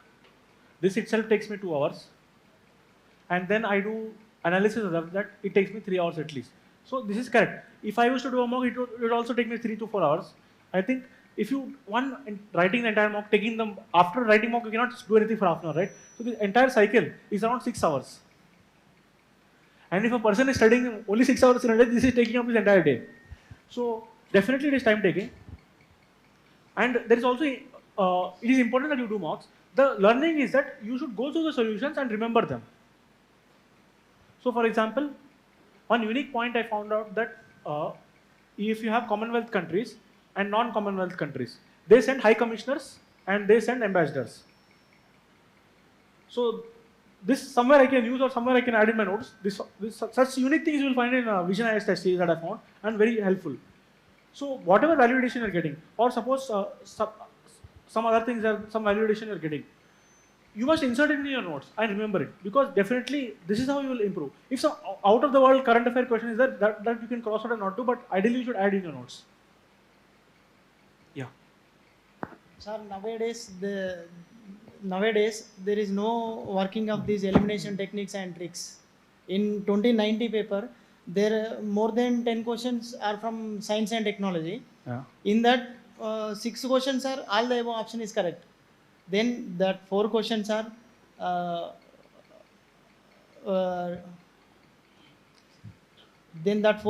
not the correct answer. The correct answer is not about all the above. If we do that 6 questions, we can get the 12 marks. Then that trick works. So I think that there is definitely, so he is correct to some extent saying that options are getting trickier. Definitely this is the case, and especially that 1 pair, 2 pair, 3 pair is very tough. So this time I'll give an example that I wrote the 2022 prelims at home. I downloaded the paper and wrote it at home. Generally, I got 109, 130 plus. This year I got 101, and I had only attempted 81 questions. Generally I attempt 95 plus. This year I attempted 96. This year I attempted only 81. So the reason is that when you see the history questions, 13 questions were there in history as per my division, and 11 of them were tough. And almost all of them, the tough ones were the pair ones, pair. So I had no idea what is this, this Muni is coming where, or this book is Jainism or not. So there is no option but to skip it. Such questions, not even one option I'm able to eliminate, so directly I'll skip. That's why I have not attempted 19 questions. And in history questions, you'll be surprised to know out of 13 questions, I only got 1 right. And maybe I had attempted 4 questions. So it is a very history is very tough this year. But one more analysis I'll tell which highlights is that, so as per my knowledge, 50 questions were, let us say, tough this year. And maybe 50 were medium and easy. This is what I found after analysis. I put on the channel, you can see that. So if you see, my accuracy in these questions was 95% plus. So I generally never get easy questions wrong. But tough questions, the accuracy is, I think, maybe 30–40%. So that's what I said. The questions are either easy or tough. This question, if you make mistake, you're not going to cut the clear. But this question hardly matters. So 13 questions in history. Even though I did not get 12 right, it did not affect my score. Still, I got 101, which is, I think, maybe cutoff is less than maybe, let us say, 85. So it's still a good score, right? So doing the easy questions properly, elimination is becoming trickier. When it is, in the cases where it is not applying, definitely you should not apply. But as I said, elimination is not the only way to do well in the prelims exam. So such kind of things are also very important, right? This is also direct previous year question elimination, right? So you can focus on this thing also. It is not necessary that every year the things will work out like that. And the exam is becoming tougher. If you see the paper in 2016, the cutoff was 116. And it was much easier paper than what is there in 2022. And it is maybe 85 or 83, something like that. So, and I have found that I wrote exam in 2020, 2021, and 2022 I wrote at home. Each year they said this is the toughest paper ever. So prelims is becoming tough and it is very dicey only. Yeah. Strategy for CSAT. What is the time management and strategy for CSAT? So time management, it doesn't matter. You have to solve maximum number of questions by choosing easy questions from both of them. Solve easy questions. Don't get stuck in any one question. That is the only thing I can say. Easy questions will be here, easy questions will be here. You have to do both of them. You cannot rely that I will only do comprehension and clear CSAT. That is not possible because they're keeping tough questions here also. That any person who's only doing one of them will not qualify. And don't get stuck in any question for more than 2–3 minutes. And if it's a tough math question, don't do it. If it's a comprehension option between A and B are getting confused, don't attempt that question. This is the only suggestion I can give. Sir, how to consolidate these monthly current affairs into 1 or 2 pages for the revision purpose before the prelims? So if suppose the PD, if it is 100 pages, I think 50 or 60 pages is important. And out of them, I think maybe you can make 10–15 pages notes. I think this is more than enough. And if you make these notes, then definitely you can remember. And if suppose some polity governor provisions are there, you can add in that notes of you can add in Lakshmikant or some GS2 manual which you have made on governor powers when you're making that topic specific notes, you can add there.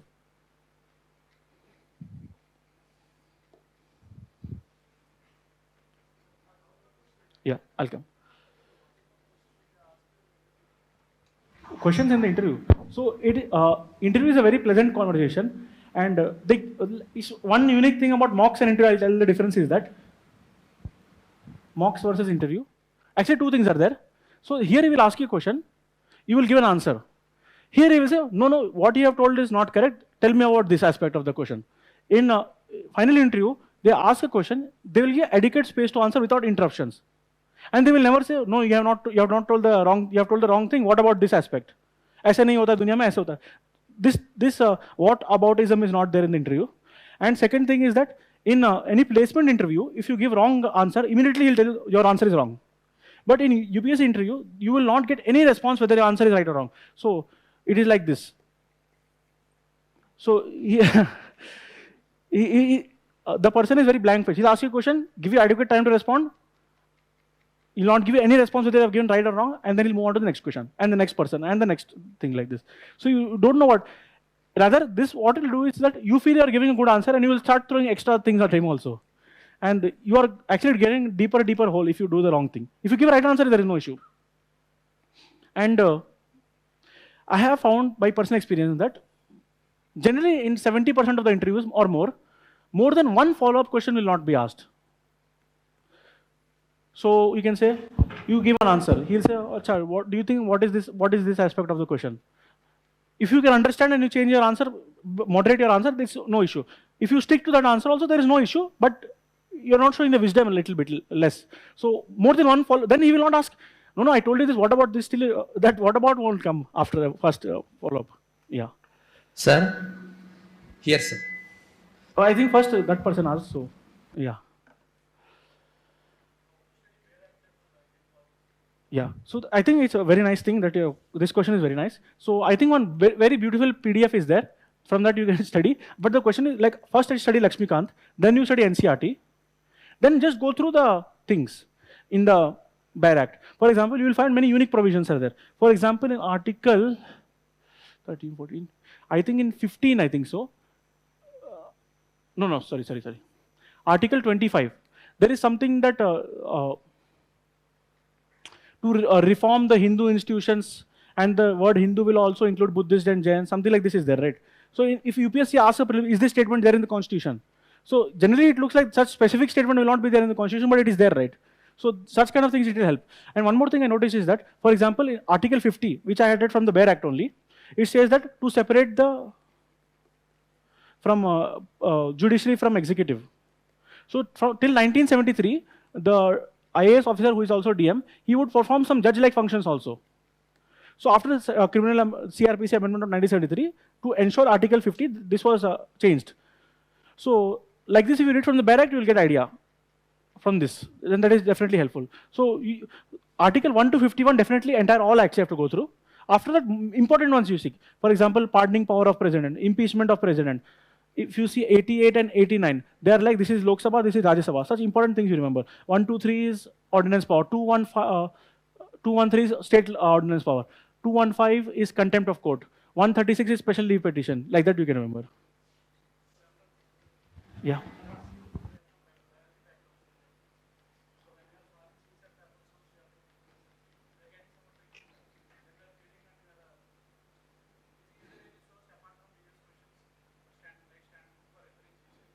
Yeah, so if you feel that you're not doing well in CSAT, definitely you can take some coaching or some manual you can solve. Definitely there's nothing to feel shy. If you don't, if you're not getting good marks in math, you can take help of this.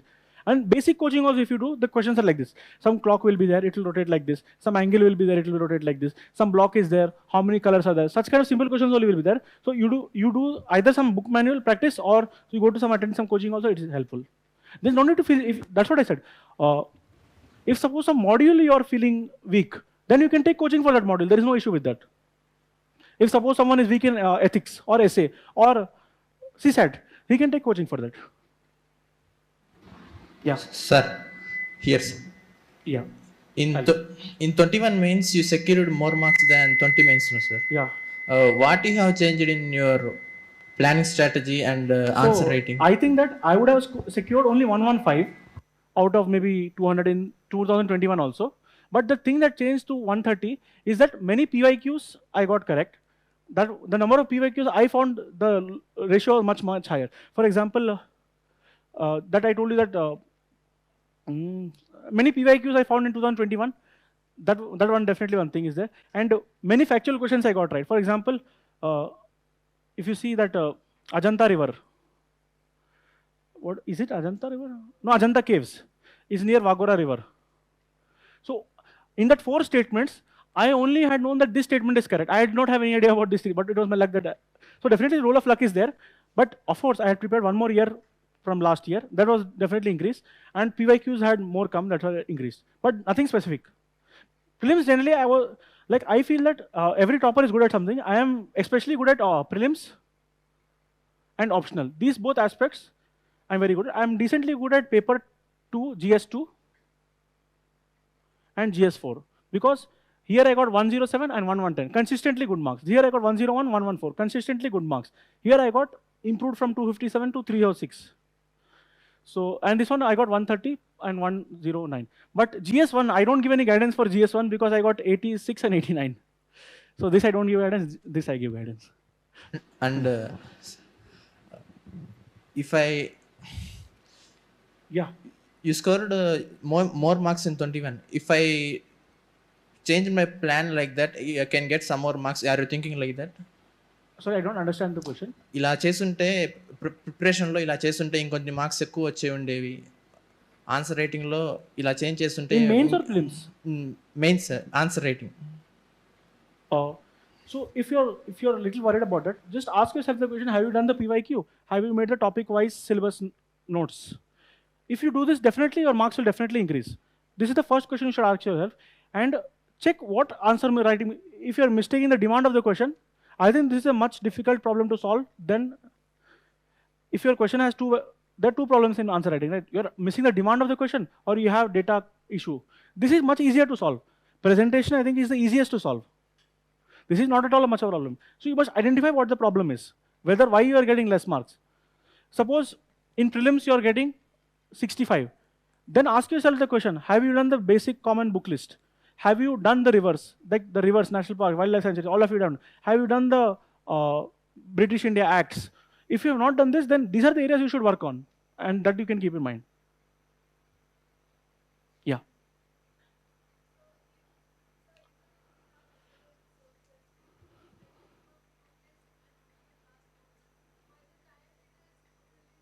Things get piled up, like PT 365 and main 365, and also the mock test we have to revise.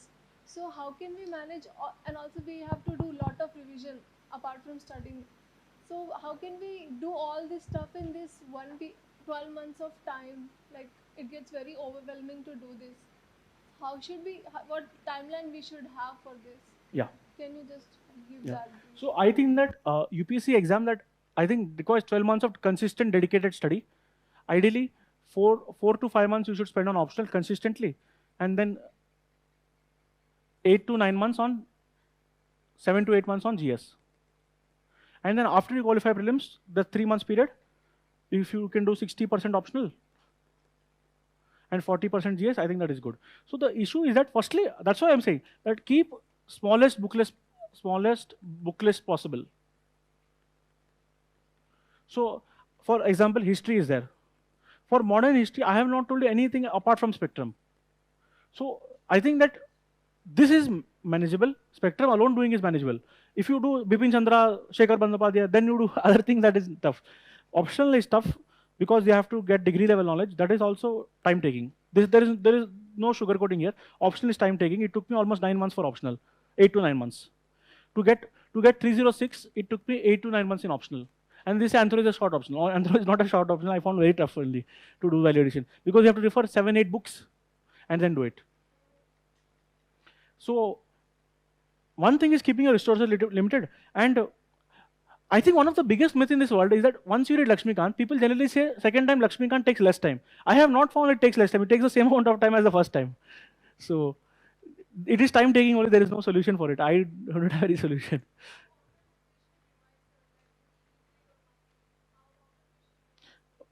It completely depends on you. Generally, the rule of thumb is that 3 revisions are enough. But if you can remember in 2 also, I think it's a good thing. 2-3 revisions, I think, is enough to get a basic idea. And only, for example, suppose you have art and culture notes. So, you know, one famous question is that Gandhara, Mathura, Amravati art. This difference is a very famous thing. So, you can skip the rest of the content in this and just do this question properly. Also, that is kind of revision you can say for mains paper. Yeah.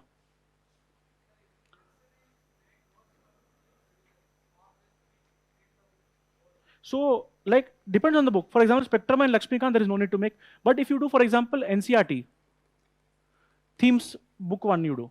Actually, most of the things are, they try to get you into that 12th century and make you feel all the stuff, right? So, maybe you can have some 20-page notes for this book. Here, short notes are useful. Optional short notes are useful. But, for example, and also in prelims, for example, you're making rivers. If you study from a map, I don't think you'll understand rivers. You have to draw like I drew, right? Then only you understand the rivers. So in this place, note making is useful. But NCRT is definitely, I think there is a role for note making in NCRT because this is 200 plus page. Actual content is 20 plus only. Next time only you can revise this and you will save time. Yeah. Yeah.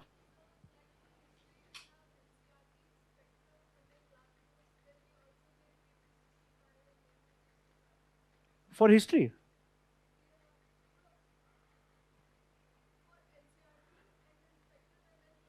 Yeah.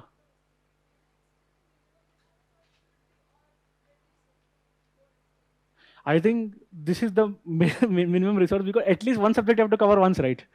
So, and medieval history, I've only told you from that 11th class book. This is the minimum thing. I don't think it can be reduced. If at all you feel your risk-taking nature, maybe you can skip themes in Indian history. One question means one question will be asked in prelims from that. If you are willing to ignore that, then you can skip those books.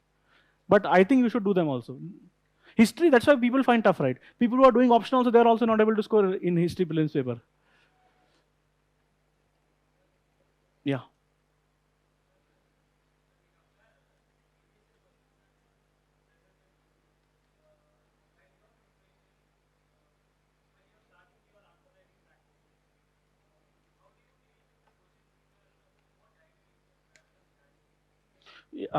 Yeah.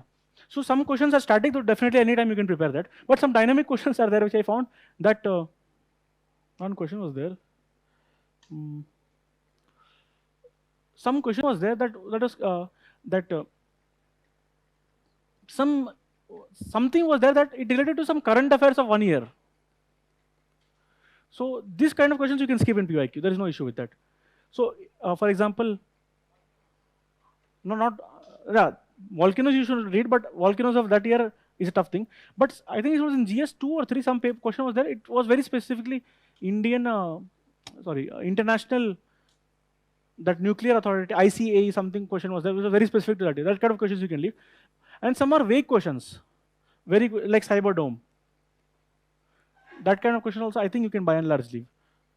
You should have idea, but I think you should have idea of Cyberdome, but if you want, you can leave that. And some other mad questions are there, like Takshila University is not a real university, but it is more like a learning center compared to Nalanda. This one previous year question. Actually, most of these weird questions are there in 2013 only. Once the second pattern will come 2014, the questions are more or less stable. Since 19, 20, 21, 22, the weird questions are very less. They are almost logical questions. Yeah. You wanted to ask? So all questions done? If anyone has any question he wants to really ask, he can ask. Yeah, sure, I'll do it. Yeah. So thank you very much. Thank you.